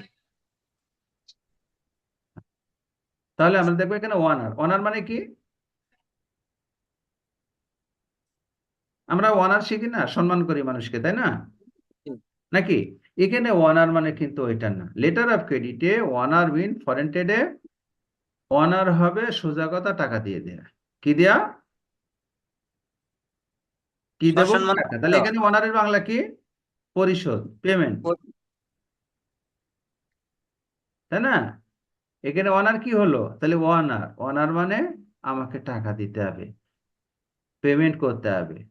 কমপ্লাইং অনার অনার ডিসঅনার হয় যেরকম এরকম, কে? যেমন চেক অনার হয় অথবা ডিসঅনার হয় ওই রকম আর কি। রাইট, ওর অনার। এই অনার মানে অর্থ পরিশোধ করা, সম্মান না। হ্যাঁ, আবার সম্মানও, কারণ আমি তো টাকাটা দিয়ে দিলাম, তাকে সম্মান করলাম, তাই না? ঠিক। তাহলে আমি পেমেন্ট দিব, অনার করব, যদি সেটা কমপ্লাইং প্রেজেন্টেশন হয়। ভাই কমপ্লাইং প্রেজেন্টেশন না হলে কোনো ক্রমে ইস্যুইং ব্যাংক ওই যে আন্ডারটেকিং দিছিল ওই আন্ডারটেকিং থেকে সে সরে আসবে, বলবে যে তোমার কমপ্লাইং প্রেজেন্টেশন হয়নি, আমি পেমেন্ট দেবো না। সেটা রুল, বিধিমালা আছে। আমরা হালকা হালকা ভাবে একটু অন্য সময় দেখবো। বড় ক্লাসে যখন হয় তখন ডিটেল পড়ানো হয়, ইসিবিডিসি যখন আমরা ডিটেল পড়ি তখন দেখবো। এখন শুধু বলবো আমি তোমাকে আন্ডারটেক করছিলাম, ইস্যুইং ব্যাংক আন্ডারটেকিং দিছিল, কখন? যদি তোমার কমপ্লাইং প্রেজেন্টেশনটা হয়। কমপ্লাইং প্রেজেন্টেশন না হলে আমি পেমেন্ট দিব না। এখন কমপ্লাইং প্রেজেন্টেশন কি, আইন সেটা বলে দিছে, as per text of the credit. আমি letter of credit mean letter of credit, হ্যাঁ, লেটার অফ ক্রেডিটে যেই বাক্যগুলো বলছি তোমাকে সেই শব্দগুলো সেই বাক্যগুলো পরিপালন করতে হবে। ফলোয়িং দ্য ইউসিপি 600, ইউসিপি 600 এ যেই সমস্ত শর্তাবলী আছে এই শর্তগুলো পরিপালন করতে হবে। আর একটা হচ্ছে following the ISBP, international standard banking practice. এই দুটো হলো আইসিসির দুটো পাবলিকেশনস, আইসিসির দুটো পাবলিকেশনস, ইউসিপি 600 এবং আইএসবিপি। এই ইউসিপি 600 এবং আইএসবিপির ভিতরে যে কথাবার্তাগুলো লেখা আছে সেটা পালন করা লাগবে, সেটার সাথে মিলতে হবে।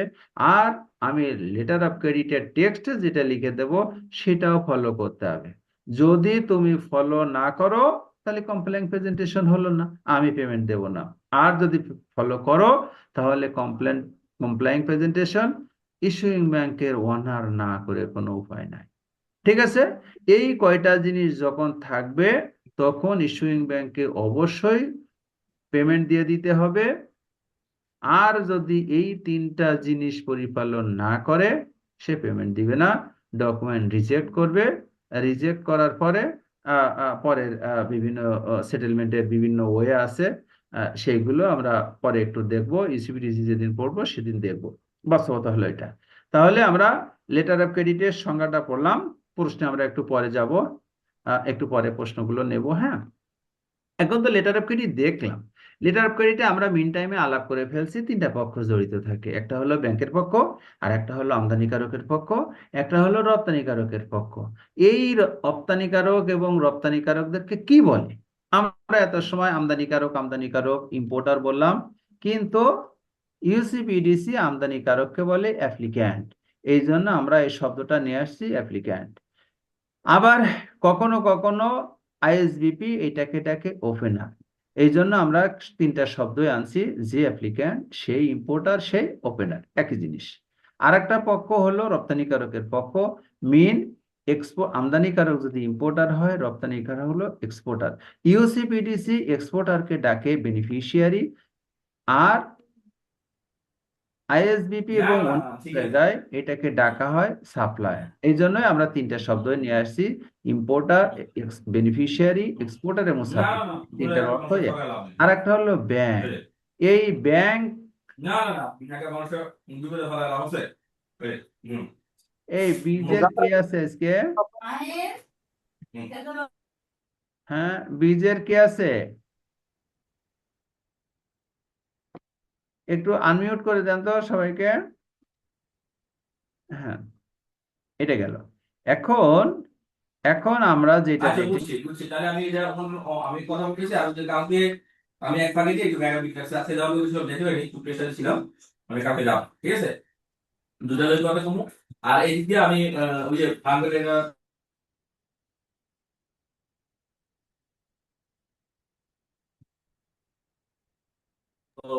এটা আমি সিস্টেম করবো, আবার আমি আনমিউট ঠিক করে আছে? দিচ্ছি, আবার মিউট হচ্ছে কি করে, হ্যাঁ, আমি ওকে, আমি মিউট আপনাকে করে জানাবো দিচ্ছি। ইনশাআল্লাহ। মাহি, ভাই ইনস্টিটিউটের কে আছেন আজকে? কেউ নাই? এটা তো হলো না। স্যার মনে হয় ঘুমাই গেছে। মনে হচ্ছে তাই, হ্যাঁ। ও আজকে কি সিস্টেম করে রাখছে, এটা আমি মিউট করছি কিন্তু সেটা হচ্ছে না। হ্যাঁ, সবাই একটু প্লিজ একটু মিউট করে রাখবেন। হ্যাঁ, আচ্ছা। এবার হলো আমরা ব্যাংক দেখব। ব্যাংকে আমরা আলাপ করছিলাম গতদিন, আমরা একটু প্রিভিয়াস আলাপ করছি। We had the early discussion, মানে আর্লিয়ার সেশনস ডিসকাশন। আমরা সেখানে দেখছি বিভিন্ন প্রকারের ব্যাংক কাজ করে। সেগুলো কি? Issuing bank, opening bank, importers bank, buyers bank, সব ব্যাংক। এই সবগুলোই ধরবো আমরা ইস্যুইং ব্যাংক। এই জায়গা থেকে লেটার অফ ক্রেডিট ইস্যু করা লাগে। লেটার অফ ক্রেডিট কি করে? এলসি যখন পাস করে এক দেশের সাথে আর এক দেশে, একটা ব্যাংকে রিকোয়েস্ট করে, ভাই তুমি এলসিটা পাস করে দাও, সেটাকে বলা হয় অ্যাডভাইজিং ব্যাংক। অনেক সময় এই ব্যাংকে, যে ব্যাংকের সাথে একটা ব্যাংকে তো কন্ট্যাক্ট থাকার লাগে, কমিউনিকেশনস থাকার লাগে। দেখা যায় চাইনাতে হাজার হাজার ব্যাংক, যে এক্সপোর্টার আছে, এই বাংলাদেশের ইসলামী ব্যাংকের সাথে চায়নার যে ব্যাংকের কমিউনিকেশন, ওই ব্যাংকে এক্সপোর্টারের অ্যাকাউন্ট নাই, ব্যাংক অ্যাকাউন্ট নাই। তখন বাংলাদেশের ব্যাংক রিকোয়েস্ট করে অ্যাডভাইজিং ব্যাংকে, ভাই তুমি অমুক ব্যাংকে, দেখা যাচ্ছে কি হলো, চায়না, ব্যাংক অফ চায়নাতে ইসলামী ব্যাংকের অ্যাকাউন্ট আছে, কিন্তু পার্টির সাপ্লায়ারের অ্যাকাউন্ট, এক্সপোর্টারের অ্যাকাউন্ট হলো কনস্ট্রাকশন ব্যাংক অফ চায়নাতে। তখন বলে ব্যাংক অফ চায়নাকে, ভাইয়া তুমি এলসিটা কনস্ট্রাকশন ব্যাংক অফ চায়নাকে অ্যাডভাইস করে দাও। তখন ব্যাংক অফ চায়না আবার অ্যাডভাইস করে, এটাকে বলা হয় second advising bank. Main bank of China second advising ব্যাংকের কাছে রিকোয়েস্ট করে। এরপরে কনফার্মিং ব্যাংক, এটাকে বলি অ্যাড কনফার্মিং ব্যাংক। আমরা বলছিলাম যেরকম ধরেন কি হলো, আমাদের দেশের সোশ্যাল ইসলামী ব্যাংক, ব্যাংক টোকিও মিৎসুবিশিকে $10 মিলিয়ন একটা এলসি দিল। এখন এখন টোকিও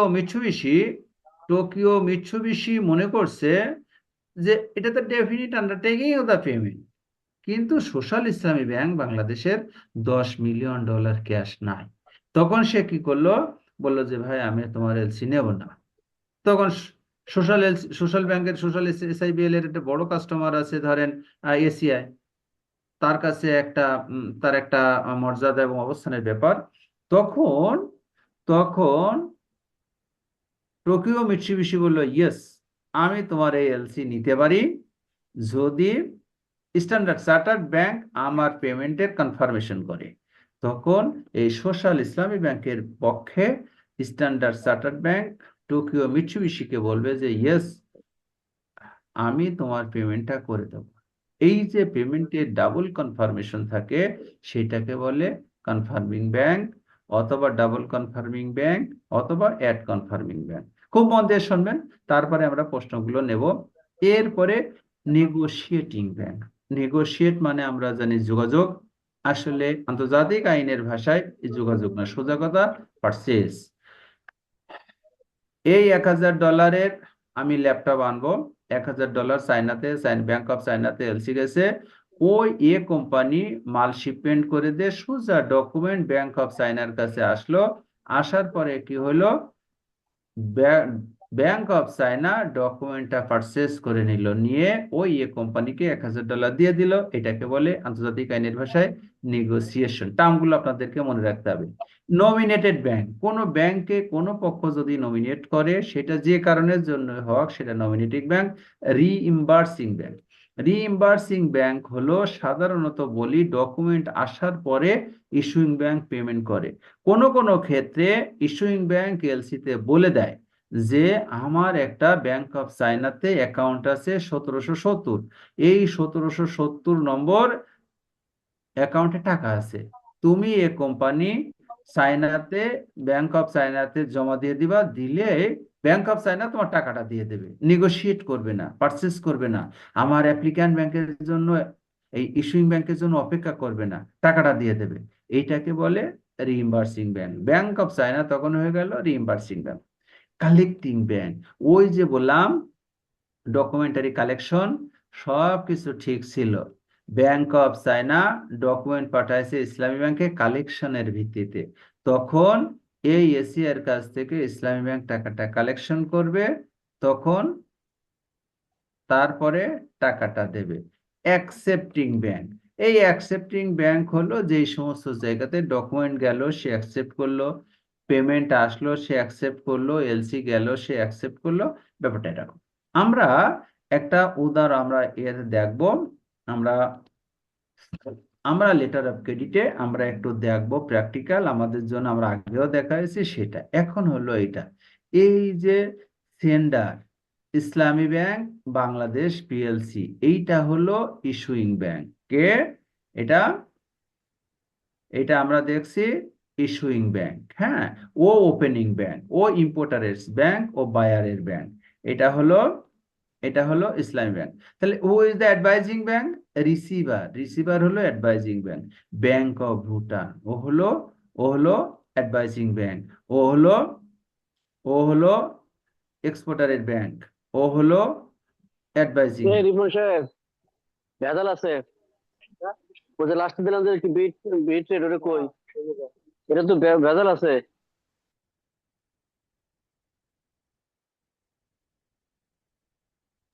ভাই আপনারা কি ক্লাস করতেছেন না বাজারে আছেন? ওনাকে কে, এটা কে দেখেন তো একটু, উনি মানে একটু ইয়েতে, কে উনি? জুলাস সাহেব নাকি? জুলাস সাহেব কি শুনতে পাচ্ছেন আমাকে? হ্যাঁ ওই সেলিম ভাই। হ্যাঁ শুনতে পাচ্ছি, ওই সেলিম ভাই, সেলিমের থেকে আসছে। সেলিম ভাই আছে না? সেলিম। হ্যাঁ, সেলিম রেজা সাহেব তাই না? ওনার মাইক তো আবার বন্ধ হয়ে আছে দেখা যাচ্ছে, উনি মাঝে মাঝে খুলছে মনে হচ্ছে। ওকে, একটু বন্ধ করে দিতে বলেন। ওকে, হুম, এটা গেল। এখন এটা গেল, তাহলে আমরা ইস্যুইং ব্যাংক পাইলাম, ওপেনিং ব্যাংক পাইলাম, অ্যাডভাইজিং ব্যাংক পেয়ে গেলাম। এই ব্যাংকে যদি 57 শেষের দিকে আসে, এই জায়গায় যদি অ্যাকাউন্টে এই যে 72Z, এখানে বলা হয় প্লিজ অ্যাডভাইস দ্য ক্রেডিট। এখন ওই জায়গায় কাকে বলছে? বেনিফিশিয়ারি, সরাসরি অ্যাডভাইস করে দিতে বলছে। এখানে দেখা যাচ্ছে যে ওই কাস্টমারের, এই সাপ্লায়ারের অ্যাকাউন্ট আছে ভুটান ন্যাশনাল ব্যাংক। যদি এইটা বলে দিত যে তুমি অ্যাডভাইস করো ভুটান ন্যাশনাল ব্যাংকে, তখন ভুটান ন্যাশনাল ব্যাংক হতো সেকেন্ড অ্যাডভাইজিং ব্যাংক। বোঝা গেছে? ওকে, কনফার্মিং ব্যাংক, গুড। এইবার আসলো, এইবার এসে এই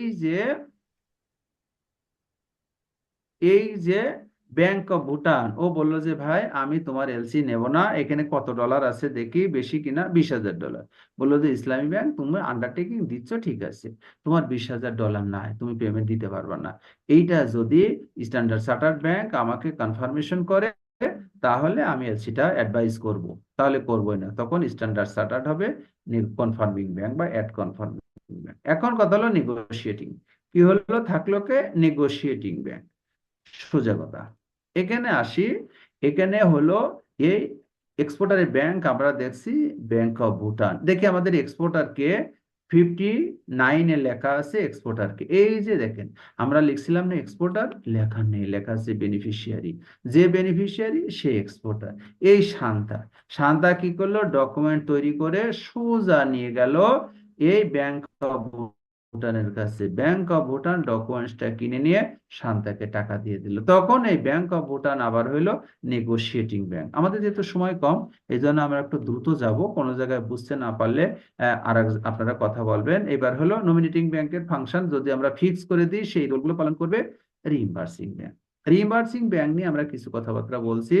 আমাদের যে পেমেন্টের ইনস্ট্রাকশন গুলো থাকে 78-এ, এই যে instruction to the paying accepting negotiating bank, হ্যাঁ, এইগুলোকে পেমেন্ট করে।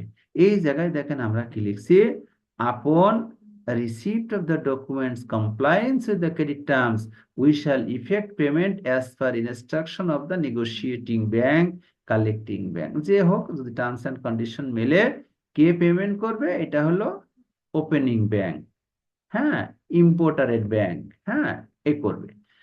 দ্বিতীয় নম্বর আছে on the date of the negotiation bank send the documents, এটা এই জায়গা। তারপরে বলা আছে documents to be forwarded to the Islami bank Bangladesh, একই কথা। যদি রিইম্বার্সমেন্ট ক্লজ থাকতো, এই রিইম্বার্সমেন্ট, তখন এখানে অনেক কথাবার্তা থাকতো না, এইটা এইটা মুছা যেত।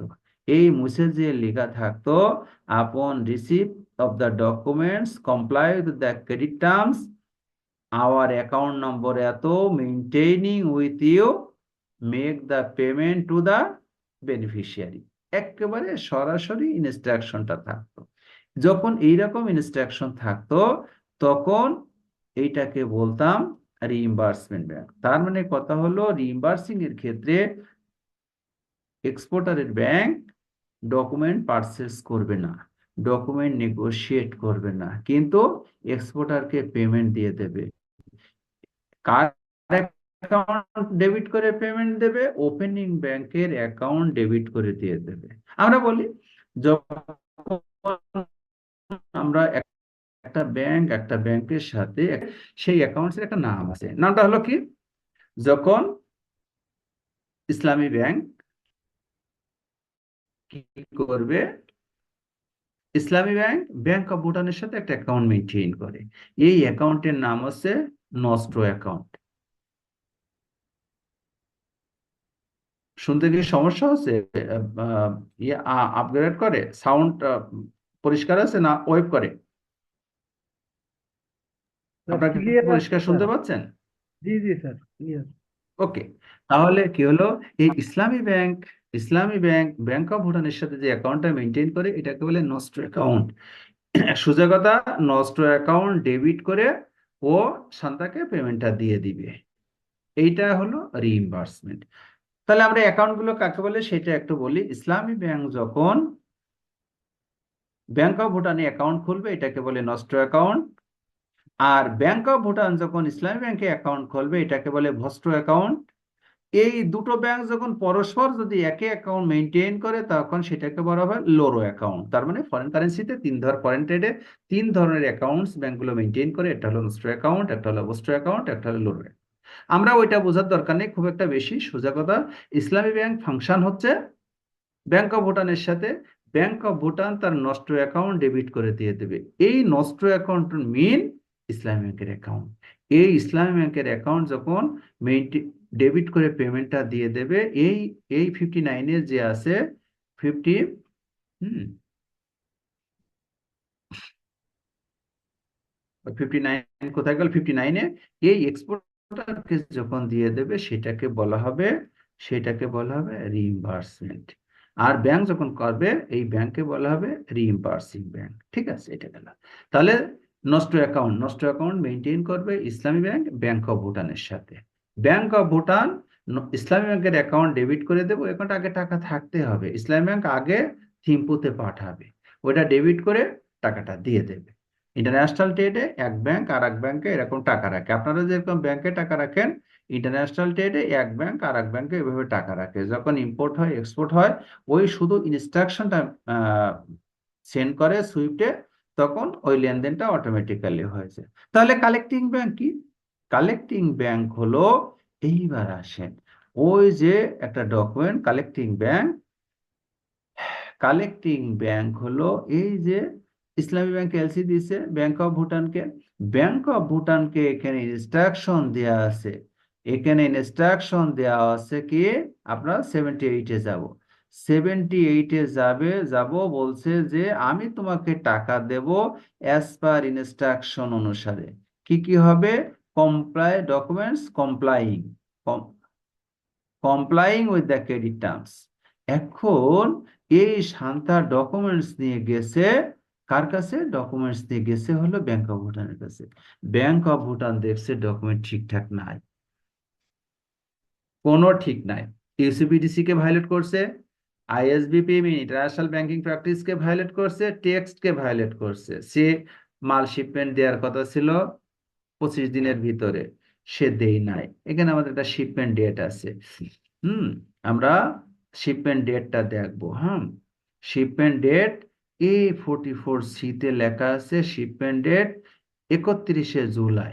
সে 5ই আগস্টে মাল শিপমেন্ট দিয়েছে, কোনো ক্রমে সে পেমেন্ট পাবে না। তখন এই 5ই আগস্টের শিপমেন্ট দিয়ে কাগজ নিয়ে গেছে ব্যাংক অফ ভুটানের কাছে, যে বলছে ভাই তুমি আমার ডকুমেন্ট নেগোশিয়েট করো, আমার ডকুমেন্টসটা পারচেস করো। ব্যাংক অফ ভুটান করছে এটা তো হবে না ভাই, তুমি তো পেমেন্টই পাও না, আমি কি করে পারচেস করি, আমি পারচেস করলে তো ফেসে যাব। তখন এই ব্যাংক অফ ভুটান ডকুমেন্ট পাঠাবে ইসলামী ব্যাংকের কাছে অন কালেকশন বেসিস। এইবার ইসলামী ব্যাংক এই ডকুমেন্ট নিয়ে এই যে ভদ্রলোক ইম্পোর্টার 50-তে লেখা আছে এই ভদ্রলোকের কাছে যাবে, সে বলবে ভাই তোমার তো এই ডকুমেন্টসটা আছে, তুমি কি নিতে চাও? তা বলে যে হ্যাঁ আমি নিতে চাই। আমাকে ভালো মাল দিছে তো দিতেছে, ওকে কইছে তুমি টাকাটা দাও। তখন এই ভদ্রলোক ব্যাংকে টাকাটা জমা দিবে। এই টাকা জমা দেওয়ার পরে ইসলামী ব্যাংক কিন্তু দায় দায়িত্ব ছাড়াই টাকাটা পেমেন্ট করবে। এ যদি টাকা না দেয়, ইম্পোর্টার মিন অ্যাপ্লিক্যান্ট যদি টাকা না দেয়, এই জায়গাতে ইসলামী ব্যাংকের যে আন্ডারটেকিং দিছিল, ওই আন্ডারটেকিং এর ভিতরে আর সে থাকবে না। এটা হলো এটা হলো কালেকশন। কালেকশন যখন হবে, এক্সপোর্টারের রিস্ক বাড়বে, ইম্পোর্টারের রিস্ক কমে যাবে, ব্যাংকের কোনো রিস্কই থাকবে না। এটা হলো এটা ব্যাপার। আমরা এটা দেখলাম এই পর্যন্ত। তাহলে আমরা বললাম, আমরা একটু ডিপে আলাপ করছি, আমরা শেষ করতে পারবো কিনা জানি না। কোনো প্রশ্ন যদি থাকে এই পর্যন্ত প্রশ্ন করবেন। কোনো প্রশ্ন? Any question? না, তাহলে আমরা সামনের দিকে আগে নাকি? হুম। বলছিলাম স্যার, এলসি অ্যামেন্ডমেন্টটা কি জিনিস, এটা কখন করতে হয়? এই যে অ্যামেন্ডমেন্ট, একই কথা। অ্যামেন্ডমেন্ট কি হলো, আপনি এটা সিম্পল দেখে আমরা 44C একটা ব্যাপার দেখলাম কি, 44C তে দেখলাম 31শে জুলাই আমার লাস্ট ডেট। এক্সপোর্টার মাল তো রেডি করতে পারে নাই, ওর মাল রেডি করতে কি হবে, 15ই আগস্ট লাগবে। এখন 15ই আগস্ট যদি সংশোধন না করে এই এলসি যদি এই ডেট এই জায়গায় 31শে জুলাই লেখা থাকে, আর যদি 15ই আগস্ট মাল শিপমেন্ট করে, ইম্পোর্টার যদি পেমেন্ট না দেয়, ওই যে একটু আগে বললাম, তখন সে কি করবে, ওই এক্সপোর্টার ইম্পোর্টারকে বলবে, ভাই তোমার ব্যাংকে যে একটু বলো এই 44 এর ডেটটা 20শে আগস্ট পর্যন্ত করে দেওয়ার জন্য। তখন কি করবে ইসলামী ব্যাংক, এই ডেটটা শিপমেন্ট ডেট, শিপমেন্ট মিন জাহাজীকরণের তারিখ, এখানে লেখা আছে latest shipment date. Latest date of shipment mean সর্বশেষ, এখানে লেটেস্ট মানে সর্বশেষ, সর্বশেষ জাহাজীকরণের তারিখ। তো সে দেখলো যে আমি 15 তারিখে জাহাজীকরণ করতে পারবো, এই জন্য সে 20 তারিখ পর্যন্ত টাইম চেয়ে নিল।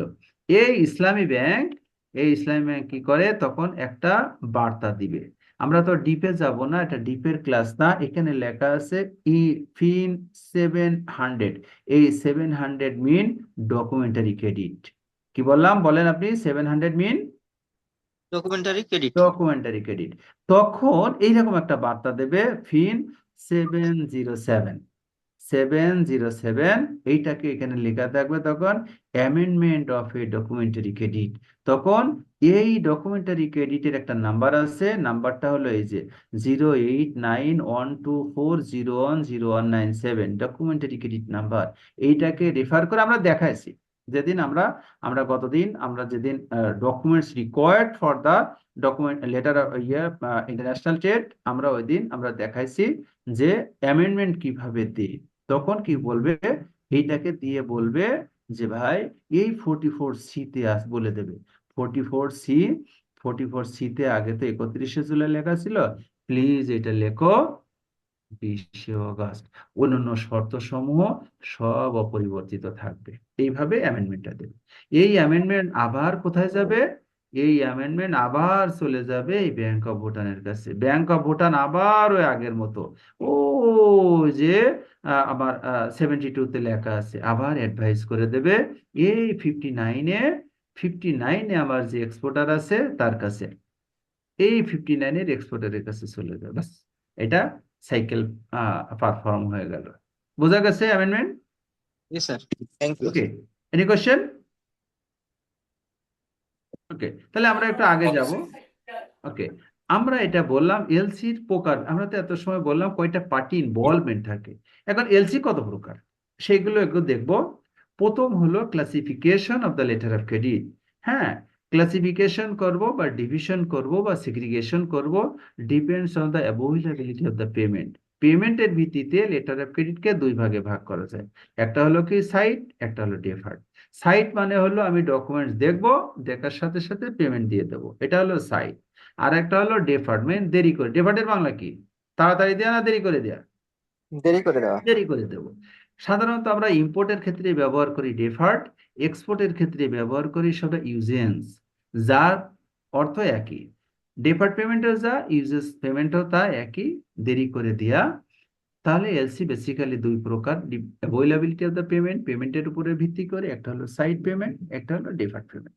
সাইড কি, ডকুমেন্ট আসবে আমি পেমেন্ট দিয়ে দেবো, আর ডেফার্ড হলো দেরি করে দেবো। ডেফার্ড দেরি করে দেব। কিভাবে দেরি করে দেব?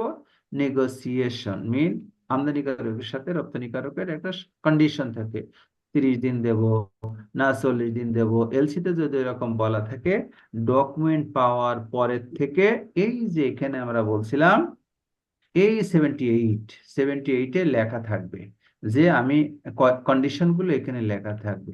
ভাই ডকুমেন্ট পাওয়ার পরে তোমাকে আমি তোমাকে আমি 30 দিন পরে দেব, একটা জিনিস। আরেকটা হলো, আরেকটা জায়গাতে এই জায়গাতে লেখা থাকবে 42C ড্রাফটস। এই জায়গায় লেখা থাকবে, এখানে কি লেখা আছে দেখেন তো, রাইট। সাইট, তার মানে এটা কি এলসি? ডকুমেন্ট দেখা মাত্র টাকা দিয়ে দিব। Sight LC. এই জায়গায় যদি লেখা থাকতো ডেফার্ড, ডেফার্ড 30 ডেজ, তার মানে আমি ওই 30 দিন পরে দিতাম। ঠিক আছে, যেহেতু এখানে সাইট লেখা আছে, আসার সাথে সাথে আমাকে দিতে হবে। এটা আমি বললাম the text of the credit, টেক্সটের ক্রেডিটে সবকিছু ডিটেল লেখা থাকবে। আর এই যেগুলোকে বলা আছে F42C, F22D, এটা হলো সুইফটের একটা কোড নাম্বার, সাংকেতিক নাম্বার। সারা পৃথিবীতে একই শব্দ ব্যবহৃত হয়।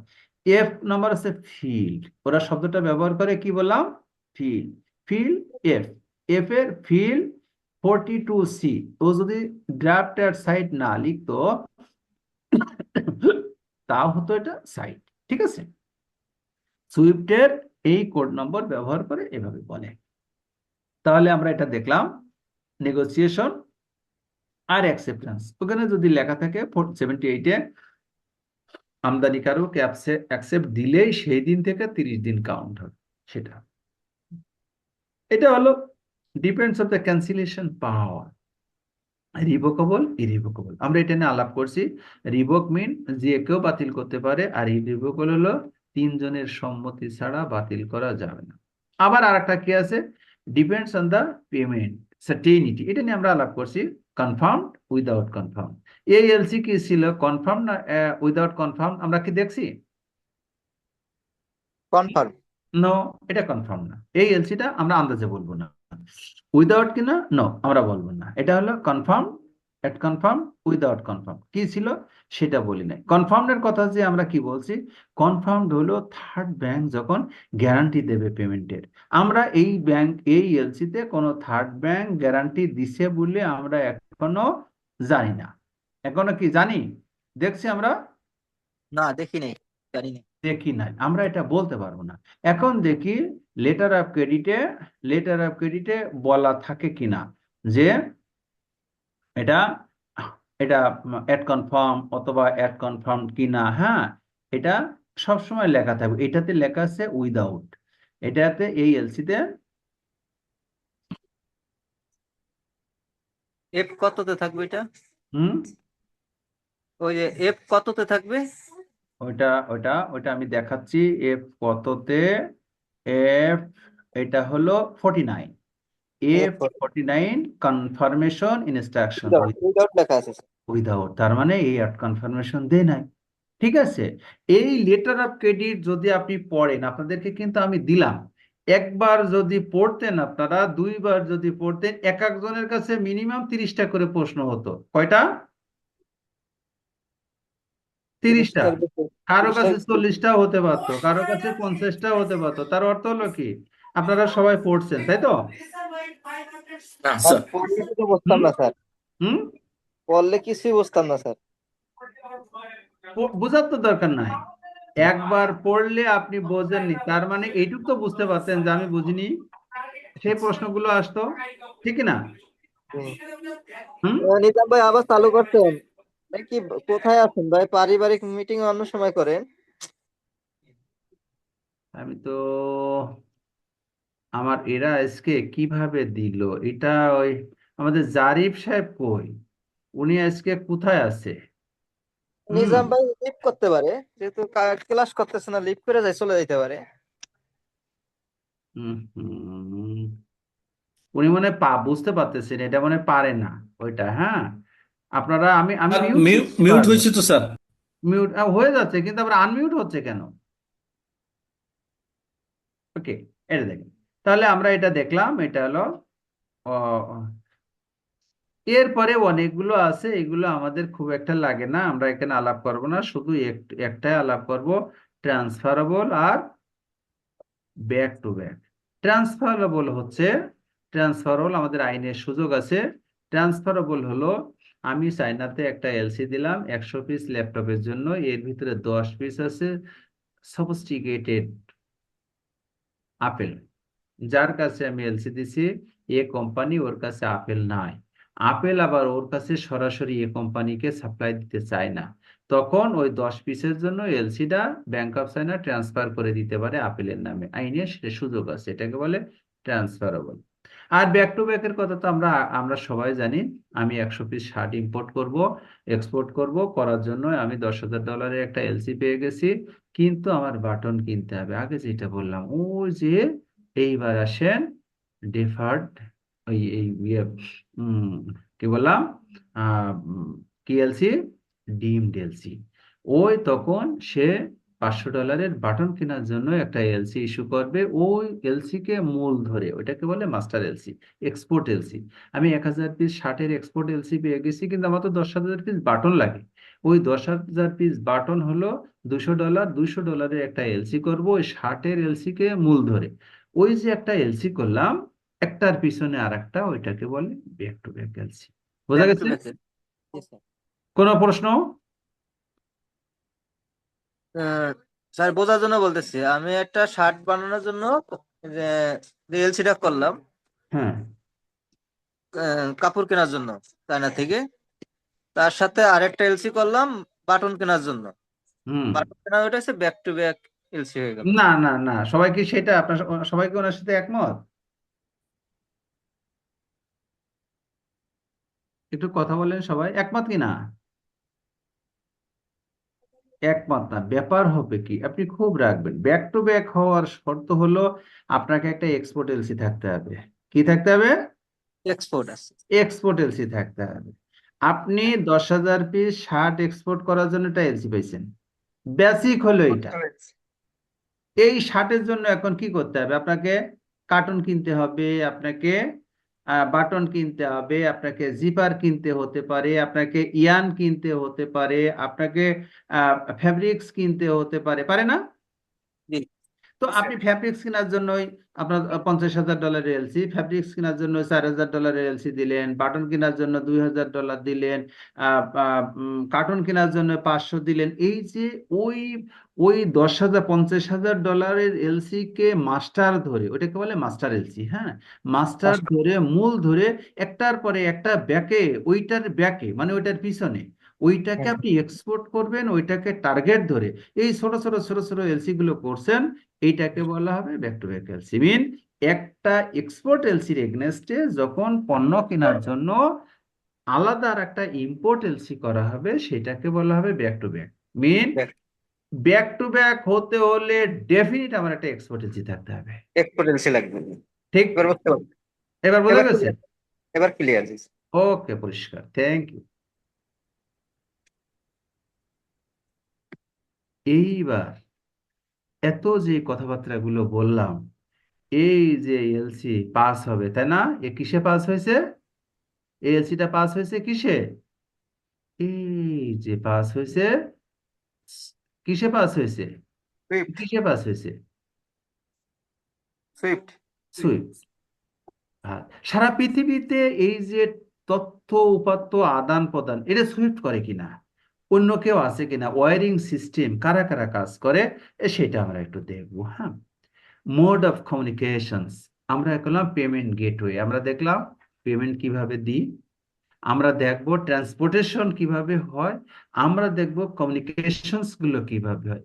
বেসিক্যালি সারা পৃথিবীতে যে কমিউনিকেশনসটা হয় সেটা তিন ভাবে হয়, তিনটা মাধ্যম দিয়ে, মিন তিনটা সফটওয়্যার, তিনটা ওয়ের মাধ্যম দিয়ে হয়। একই সব ওই বাতাসের ভিতর দিয়ে যায়, কিন্তু বেসিক্যালি তিনটা সিস্টেমকে ওয়ার্ল্ড ফলো করে। একটা হলো সুইফট। সুইফটের অর্থ হলো society for world wide interbank financial telecommunications. আমাদের এই যে এলসিটা গেছে, এই এলসিটা সুইফটে গেছে। এই সুইফটের অর্থ হলো SWIFT, প্রত্যেকের একটা অর্থ আছে। এর কিছু কোড নম্বর আছে, বিআইসি বলে, ব্যাংক আইডেন্টিফায়ার কোড। 11টা ডিজিটের মধ্য দিয়ে এটাকে চেনা যায়। এই যে আছে দেখেন, IBBL BDDH 215, এটা হলো সুইফটের কোড নাম্বার। এই নিচের এই বাক্যগুলো যদি লেখা না থাকে, যারা সুইফট বোঝে তারা এটা জানবে এটা ইসলামী ব্যাংক বাংলাদেশের এলিফ্যান্ট রোড শাখার এলসি। কি করে বুঝবে? IBBL প্রথম 4টা অ্যালফাবেট দিয়ে ওই প্রতিষ্ঠানের নাম বোঝায়। তা বাংলাদেশের ইসলামী ব্যাংকে কি বলে? IBBL বলে না, নাকি অন্য কিছু বলে? আইবিবি আচ্ছা আইবিপিএলই বলে। IBBL। তারপরে 2 ডিজিট হবে দেশের বাংলাদেশ কোড, বিডি বাংলাদেশ। বাংলাদেশ তারপরে 2 ডিজিট হবে শহরের কোড, কে?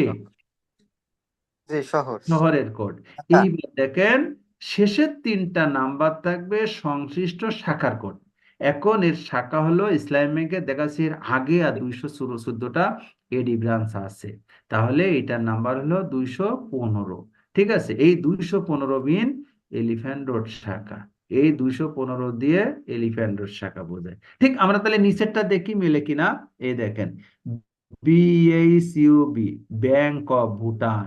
ঠিক আছে, বিটি, হ্যাঁ, বিটি মানে ভুটান। এ শহরকে আর ভাগ করেনি, বিটি মানে ভুটান থিম্পু। এ আছে বিটি, বিটি মানে ভুটান। আর এ ভুটান, ভুটান কি হলে ভুটান থিম্পু, অথবা ভুটানের অন্য কোনো শাখা শহর যে কোনো জায়গা হইতে পারে। সে কি করেছে, এটা আর ভাগ করেনি ওরা, যেহেতু ছোট দেশ।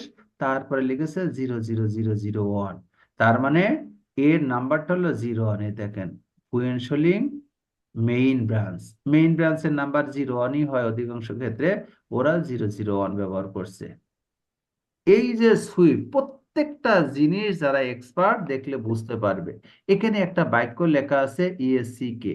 এই ইএসসি কে এর অর্থ হচ্ছে পজিটিভ। আমরা একটু ডিপে আলাপ করি, কোনো সমস্যা নাই তো? হ্যাঁ স্যার ঠিক আছে। ওকে, একটু পজিটিভ একনলেজমেন্ট, তার অর্থ হলো এই যে আমি তথ্যটা পাঠালাম, এই ব্যাংক অফ ভুটান পেয়ে গেছে। আমি যেভাবে পাঠাইছি ও সেইভাবে পাঠাইছে, আমি পাঠাইছি ও দেখে ফেলছে। এইটা দিলে এসি কে যদি লেখা থাকে, কোনো ফিকিরবাজি করার সুযোগ নাই, ভাই তোমার এটা আমি পাইনি, তোমার এটা আমার ভুলভাল আসছে, আমি দেখতে পারিনি, বলা যাবে না। এসি কে এর অর্থ হলো ও চলে গেছে সমস্ত দায়ভারের। এটা হলো সুইফট। তাহলে এই সুইফটে যায়, সুইফটের অর্থ হচ্ছে society for world wide interbank financial telecommunications. আমরা কিছু বাক্য এখানে লিখছি, আপনারা একটু পড়বেন। এ vast messaging network used by the financial institutions to quickly, accurately, and securely send and receive information like money transfer, etc. তার মানে কি হলো, এ তথ্যের আদান প্রদান করবে। এই তথ্য দিয়ে কি হবে? বার্তা যাবে, টাকা যাবে, তথ্য যাবে, উপাত্ত যাবে। সেইটা মোস্ট সিকিউর এখন পর্যন্ত ধরা হয়। সুইফটের আদান প্রদান সবচেয়ে সিকিউর, যদিও আমাদের বাংলাদেশ থেকে কিছু টাকা সুইফটের মাধ্যম দিয়ে হ্যাকিং করে নেওয়া হয়েছে। ইন্টারন্যাশনাল ট্রেডের ভাষায় বলা হয় এই দায়ভার বড় ক্ষেত্রেই বাংলাদেশের। সুইফট এই দায়ভার কিন্তু এখনো নেয়নি। ঠিক আছে, বাংলাদেশের অফিসারদের ভুলভালের জন্য, দায়িত্ব অবহেলার কারণে এখনো পর্যন্ত বলছে, সেটা ঘটছে। ভবিষ্যতে কি হবে বিচার শেষ হলে সেটা পরে দেখা যাবে। হ্যাঁ, works by assigning each member institute a code BIC। ওই যে বললাম, এ BIC নাম্বার contains 11 ডিজিট। আমরা দেখছি, গুণি 1 2 3 4 5 6 7 8 9 10 11, কয়টা হয়েছে? 11। মিললো? কথা মিললো? 11টা স্যার। মিলে যাবে, মিলে। এখন এই সুইফটের কথা হলো, সুইফটের হেড অফিস হচ্ছে ব্রাসেলসে। এটা হচ্ছে ওয়ার্ল্ড ব্যাংক গ্রুপ এবং ইউএসএ নেতৃত্বাধীন একটা লিডিং একটা ফাইন্যান্সিয়াল ব্যবস্থা।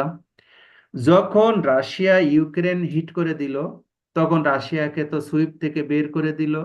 তখন রাশিয়ার ট্রানজাকশন তো অলরাইট হচ্ছে না, হচ্ছে না, হয় কি না? হচ্ছে হয়। হচ্ছে স্যার। চায়নার সাথে আমেরিকার একটা মনস্তাত্ত্বিক দ্বন্দ্ব আছে। অনেক সময় সুইফট চায়নার সাথে ভালো ব্যবহার করে না। এই জন্য চায়না এবং রাশিয়া নিজস্ব ক্ষেত্রে তারা এই ইন্টারন্যাশনাল ট্রেড সেটেলমেন্টের ব্যবস্থা তৈরি করছে, সেই দুটো আমরা একটু পরে দেখব। এর আগে দেখব অ্যারাউন্ড 92% অল ট্রেড কন্ট্রোল এবং রেগুলেট এবং গাইডেড হয় এই সুইফটের দ্বারা। কত কি করে? সুইফট একা করে কত? অ্যারাউন্ড 92%। 92% ট্রেড কে করে? সুইফট। সুইফট। এর বাইরে কিছু আছে যেটা সিপস আর এসপিএফএস করে। সিপস কি? The cross border interbank payment system. সোজা কথাটা চাইনিজ সিস্টেম। চাইনিজরা এটা ডেভেলপ করছে এবং এরা সুইফটকে টিক্কা দেওয়ার চেষ্টা করছে, এখনো সেরকম পারেনি। A Chinese payment system that offers clearing and settlement services of its participants in cross-border renminbi payments and trade। তার মানে রেনিমিবি কি জানেন? রেনিমিবি কি? না স্যার, এটা তো জটিল মনে হইতেছে। চায়নার কারেন্সির নাম রেনিমিবি। আরএমবি বলি না, Chinese RMB. RMB. RNB sir. আরএমবির পুরো অর্থ হচ্ছে রেনিমিবি, ওর সংক্ষেপে আমরা বলি আরএমবি। ঠিক আছে, ঠিক। এই জায়গাগুলোতে প্রশ্ন না বুঝতে পারলে বুঝে থাকবেন কেন? আপনাদের তো উচিত যে এই প্রশ্নগুলো আমরা এগুলো আগে দিয়ে দিই, সেগুলো একটু পড়বেন। পড়লে যে সমস্ত প্রশ্নগুলো না বোঝেন সেগুলো একটু আন্ডারলাইন করবেন, তারপরে এখানে আমাদের কাছে প্রশ্ন জিজ্ঞেস করবেন, ঠিক না? এটা করবেন। তো চাইনিজ রেনিমিবি, রেনিমিবির যে ট্রানজাকশনস গুলো হবে ক্রস বর্ডার ট্রানজাকশনস, এটা হবে। তাহলে আমরা সিপস বুঝলাম। সিপস হলো cross border interbank payment system. মুখস্থ করার দরকার নাই, শুধু জেনে রাখলেই হবে, কারণ আমাদের যাবতীয় লেনদেন সুইফটে হয়। এই দুটোতে আমরা ঢুকতে পারি না, ঢুকলে সুইফট পরের দিন আমাদেরকে বয়কট করে দিবে। আমরা তো সুইফটকে ভয় পাই, আমেরিকাকে ভয় পাই। আমাদের দেশে এই দুটোর সাথে কোনো লেনদেন নাই। As a student of the foreign trade আমরা জেনে নিচ্ছি, ঠিক আছে? তাহলে সিপস অর্থটা কি বলছেন? রেমিবি শব্দটার অর্থ? রেনিবিবি আরএমবি, চায়না কারেন্সি, আমাদের এটা যেরকম হচ্ছে। টাকা, ওদের কারেন্সি। আচ্ছা, তাই না? Okay, okay. SPFS, the system for transfer of the financial messages, a Russian system equivalent to the SWIFT financial transfer system developed by the Central Bank of Russia. Central Bank of the Russia এটা আবিষ্কার করেছে, এটা তৈরি করেছে, তারা control করে। যখন Ukraine আক্রমণ করলো, সুইফট এট এ টাইমে তাদেরকে একেবারে রাশিয়াকে বয়কট করে দিল, বাংলাদেশ হলে টিকতে পারতো না। যেহেতু রাশিয়ার একটা সফটওয়্যার আছে, এই জন্য রাশিয়া কিন্তু টিকে গেছে। রাশিয়ার অধিকাংশ লেনদেন এখন এসপিএফএস এর মাধ্যম দিয়ে হয়। ঠিক আছে, কোনো প্রশ্ন? এটা ভালো একটা জিনিস জানলাম স্যার, ওই যে সিআইপিএস আর এসপিএস নামে যেটা আগে তো জানতাম স্যার শুধু SWIFT. Hmm, thank you. Okay, এটা থ্যাঙ্কস। এটা আমরা সামনে হুম। ফরওয়ার্ড করি। ওকে, এখন আমরা ইনকোটার্মস এর একটা কোশ্চেন আছে। ইনকোটার্মস আমাদের পরবর্তীতে আলাপ আছে, আমরা এই ইনকোটার্মস নিয়ে পড়বো। আমরা শুধু এতটুকু আজকে জানবো, ইনকোটার্মস মিন সেলস টার্ম, মিন ট্রেড টার্ম। একই লোকের বিভিন্ন জায়গায় বিভিন্ন নাম, তাই না? ঠিক কি না? জি স্যার। একজন মানুষের নাম কি? ধরেন আপনার নাম কি নয়ন হোসেন, তাই না? আপনার নানি, আপনার দাদি এটাকে নয়নে, ঠিক কি না? বন্ধুরা বলে নু, আরো আরো কত শব্দ আছে এরকম। তো এইরকম একই শব্দ বিভিন্ন জায়গায় বিভিন্ন রকমের হয়। ওয়ার্ল্ড ট্রেডে, সারা পৃথিবীতে যদি এইরকম শব্দ তৈরি হতে থাকে, তাহলে হাজার হাজার না লক্ষ লক্ষ শব্দ তৈরি হবে, যেইটা দিয়ে বিজনেস করা, ট্রেড করা ভেরি মাচ ডিফিকাল্ট মেবি। এইটা চিন্তা করে ইন্টারন্যাশনাল চেম্বার অফ কমার্স কি করে, কিছু শব্দ তৈরি করছে, যেটাকে বলা হয় ইনকোটার্মস, যেটাকে, যার অর্থ হলো ট্রেড টার্মস, যার অর্থ হলো সেলস টার্মস। ওই যে এরকম বললাম, যে এক্সপোর্টার সেই বেনিফিশিয়ারি, সেই সাপ্লায়ার, যে ইম্পোর্টার সেই ওপেনার, সেই অ্যাপ্লিক্যান্ট, এইরকম। ইনকোটার্মস মিন সেলস টার্মস, মিন ট্রেড টার্মস, মিন পারচেজ টার্মস, যেটা বলি না কেন, ইন্টারন্যাশনাল চেম্বার অফ কমার্স কি করছে, কিছু শব্দ তৈরি করছে। এটা একটা, তাদের একটা পাবলিকেশনস আছে। এই পাবলিকেশনস এখন কারেন্টলি এক্সিস্টিংলি যেটা সাস্টেইন করছে, সেটা হলো ইনকোটার্মস 2020। এই 2020 তো 11টা ইনকোটার্মস এর কথা বলা হয়েছে। এই 11টা ইনকোটার্মস নিয়ে আমরা আলাপ করব। আমরা এখানে আজকে লিখছি কিনা, লিখছি, নিচে আমরা একটু দেখব। এই 11টা ইনকোটার্মস আছে। এখানে দেখেন EXW, FCS, CPT, CIP, DAP, DPU, DDP, FAS, FOP, CFR, CIF. আমরা এটা ডিটেল আলাপ করব না, শুধু এতটুকু আলাপ করব। 11টা ইনকোটার্মস আছে। এই ইনকোটার্মসকে বলি সেলস টার্মস, এই ইনকোটার্মসকে বলা হয় ট্রেড টার্মস। এইটা অ্যালফাবেট দিয়ে প্রকাশ করা হয়। কি দিয়ে প্রকাশ করা হয়? অ্যালফাবেট। অ্যালফাবেট দিয়ে। কোনো ক্রমে 3টার বেশি অ্যালফাবেট হবে না, এক জায়গায় পাবেন। ইএক্সডব্লিউ 3টা, ডিএফই 3টা, নাকি ডিএফই 4টা? 3টা। এফওবি কয়টা? 3টা। সিএফআর 3টা। 3টা। গুড। এইটা international chamber of commerce is the owner, is the inventor, is the regulator, is the controller. International chamber of commerce কি? আইসিসি, যার হেডকোয়ার্টার ফ্রান্সের প্যারিসে নাকি লন্ডনে? বলতে পারছি না স্যার। হেডকোয়ার্টার ফ্রান্সের প্যারিসে, হ্যাঁ। তো ওরা এটা তৈরি করছে বেসিক্যালি। আজকে আমরা যেহেতু একটু থিওরি পড়ছি, আমরা প্র্যাকটিস যেদিন দেখবো সেদিন আমরা প্র্যাকটিসে ঢুকবো, ডিপে ঢুকবো। নেক্সট ক্লাসে যদি থাকে, এর 3টা রোল থাকবে। কয়টা রোল? 3টা। 3টা। এটা আছে অব্লিগেশনস, 2 নম্বর হচ্ছে রিস্ক, 3 নম্বর হচ্ছে কস্ট। অব্লিগেশন কি? একটা ফরেন ট্রেডে 2টো পক্ষ জড়িত থাকবে, এর সাথে ব্যাংক থাকবে। বেসিক্যালি ব্যাংক তো কোনো দায় দায়িত্ব নেই, শুধু বলছে আমি পেমেন্ট দেব, মালের কোনো ঝুঁকি তারা কিন্তু নেয় না। এবং ইউসিবিডিসি যখন আমরা পড়বো তখন দেখবো সেখানে পরিষ্কার করে বলা আছে, bankers always deal with documents no goods. মাল নিয়ে তারা কোনো ঝুঁকি নেয় না। কিন্তু আমাদের লোকাল আইনের সাথে কিছু সংশ্লিষ্টতা আছে, সেগুলো কিছু কিছু ক্ষেত্রে তারা বেয়ার করে। কিন্তু আমরা দেখব মালের সাথে তাদের ভূমিকা নাই। মালের সাথে যে দায়বদ্ধতা আছে আমদানিকারক এবং রপ্তানিকারকের। এই আমদানিকারক এবং রপ্তানিকারকের দায়বদ্ধতা কতটুকু, ওই ইনকোটার্মস দেখলে বোঝা যায়। এরপর আছে রিস্ক। রিস্কের বাংলা কি? ঝুঁকি। ঝুঁকি। এখন কথা হলো, চায়না থেকে 100 পিস ল্যাপটপ আমি কি করলাম? হ্যাপাগ্লয়েডে তুলে দিলাম। হ্যাপাগ্লয়েড কি হলো? কেলাঙে এসে ডুবে গেল। ডুবতে পারে কিনা? জি পারে। তাহলে who will bear the risk? এইটা ইনকোটার্মস দেখলে বোঝা যায়। এই ঝুঁকিটা কার? কেলাঙে এসে ডুবে গেল জাহাজ, এ কোম্পানি শিপমেন্ট করছিল, এক্সপোর্টার, বি কোম্পানি বায়ার। এই ঝুঁকিটা কার? এ কোম্পানি টাকা পাবে কি পাবে না? এইটা ইনকোটার্মস দেখলে আমরা বুঝতে পারবো। আমরা পরের দিন এটা নিয়ে আলাপ করব। এবার হলো কস্ট। কস্টের বাংলা কি? খরচ। দাম। এখানে কস্টের বাংলা খরচ বলা যাবে না, কি হবে? দাম। এই ইনকোটার্মস দেখলে আমরা বুঝতে পারবো এর দাম কোন পর্যন্ত ঠিক করা হয়েছে, এর ভিতরে ইন্স্যুরেন্স আছে কিনা, এর ভিতরে ঝুঁকি আছে কিনা, এর ভিতরে কার ভূমিকা, কার দায়বদ্ধতা কতটুকু আছে, এটা দেখলে বোঝা যাবে। যেই রকম একটা জিনিসে আমরা এখানে যাব, এফওবি, এর কি লেখা পড়তে দেখতে পাচ্ছেন আপনারা? Free on code. Free on board. এফওবির অর্থ হলো, আমরা পরে দেখব, এইটার অর্থ হচ্ছে মালের দাম। কার দাম? মালের দাম। মালের দাম। এফওবি দেখলে আমরা বুঝতে পারবো 100 পিস ল্যাপটপ জাহাজে উঠাই দেওয়া পর্যন্ত দাম, আর কোনো কিছু নাই। কিন্তু সাথে সাথে যদি সিএফআর থাকে তাহলে আমরা কি বুঝবো? Cost and freight. এই 1000 পিস ল্যাপটপের দাম আছে, এর সাথে চট্টগ্রাম বন্দর পর্যন্ত জাহাজ ভাড়া দেয়া আছে। মেন এই মালটা, এই যা দাম যাই হোক না কেন, 10,000, 20,000, 30,000, that's no issue at all. Issue is that from which port the price very much fixed. FOP হলে হতো আমি চায়না থেকে কিনছি, চায়না ওই বন্দর পর্যন্ত। সিএফআর যখন হবে, কস্ট অ্যান্ড ফ্রেইট দেখে লেখা আছে। কস্ট মানে কি? মালের দাম, আর জাহাজ ভাড়া। তার মানে যদি এলসি তে লেখা থাকে সিএফআর চট্টগ্রাম, বুঝতে হবে সিএফআর চট্টগ্রাম পর্যন্ত দাম লেখা আছে। সিএফআর থাকলেই বুঝতে হবে আমদানিকারকের দেশের বন্দর পর্যন্ত।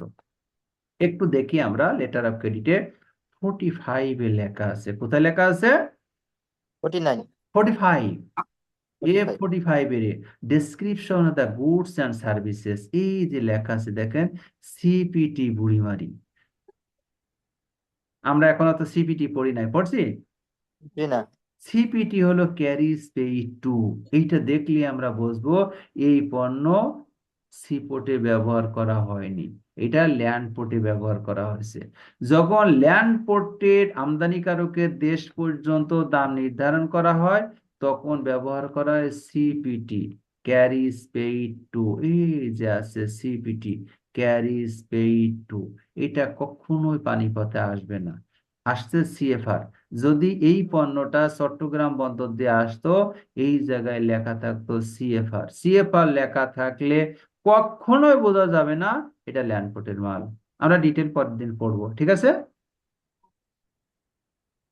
কে বোঝা গেছে কিনা? জি স্যার। ওকে, এটা আমরা দেব। তাহলে হলো কি, আমরা সিএফআর কস্ট, এই যে বললাম সিআইএফ কস্ট, ইন্স্যুরেন্স সবকিছু জানতে, ইউজিং অনলি ওয়াটারওয়ে ট্রান্সপোর্টেশন। দেখতে পাচ্ছেন তো কোথায় কোন ওয়ে ট্রান্সপোর্টেশন?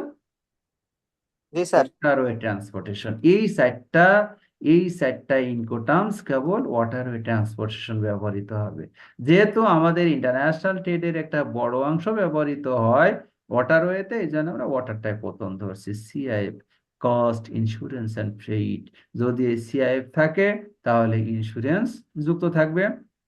আমরা বলছিলাম কি, কেলাঙে শিপ ডুবে গেছে, যদি এফওবি থাকে এক্সপোর্টার কোনো বেনিফিট পাবে না, ইম্পোর্টারের কাছে সে ঝুঁকি ক্লেম করতে পারবে না। কারণ কারণ কি ছিল? ওই ঝুঁকি ক্লেম করতে পারবে, ঝুঁকি ক্লেম করতে পারবে কারণ সে এফওবি তে জাহাজে মাল তুলে দিয়েই তার দায়িত্ব শেষ। তার সমস্ত দায় দায়িত্ব সাংহাই বন্দর যদি হয় বন্দরের শেষ। এরপরে মাল ডুবলো না, মাল ভাসলো নাকি আগুন ধরে পড়লো, এক্সপোর্টারের কোনো দায়বদ্ধতা নাই। যদি কেলাং পোর্টে মাল ডুবে যায় ইম্পোর্টারকে পেমেন্ট দিতেই হবে, কোনো কোনো মাপ নাই। এবার হলো সিএফআর। সিএফআর এর অর্থ হলো জাহাজ ভাড়া এক্সপোর্টার দিয়ে দেবে চট্টগ্রাম পর্যন্ত, কিন্তু কেলাঙে মাল ডুবে গেছে, এই জায়গা থেকে ঝুঁকি বহন করতে হবে ইম্পোর্টারকে। এইবার হলো সিআইএফ। এই CIF cost, insurance and freight. ওই যে $10,000 দাম দিছে ইম্পোর্টার, এর ভিতরে ইন্স্যুরেন্স ছিল, মাল আসে নাই, কেলাঙে ডুবে গেছে, এই মালের দাম ইম্পোর্টার আর পেমেন্ট করবে না।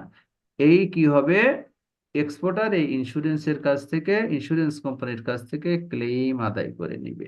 এটা হলো ইন্টারন্যাশনাল রুলস। তাহলে দেখলাম এফওবি থাকলে এক্সপোর্টারের ঝুঁকি কম, সিএফআর থাকলে এক্সপোর্টারের ঝুঁকি আরেকটু বেশি, সিআইএফ থাকলে এক্সপোর্টারের ঝুঁকি আরো বেশি।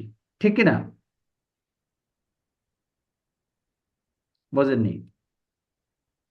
বুঝছেন কয়জন আর স্যার বোঝেননি? ঝুঁকি যে বেশি স্যার, এগুলো কি মানে অবস্থা বেশি ক্রিয়েট হবে স্যার, এই যে ফ্রি না না, এটা আমি এফওপি আম- আম- আমরা পরে দেখবো, আমরা জি ডিটেলস স্যার, যখন জি পড়বো স্যার, তখন দেখবো। জি আমার স্যার। সিআইএফ তখন হলো কি, আমি ইন্স্যুরেন্স সহ মাল কিনছি, কি করছি, ইন্টারন্যাশনাল ট্রেডে এটা সেগ্রিগেশন থাকতে হবে, will bear the risk of the insurance.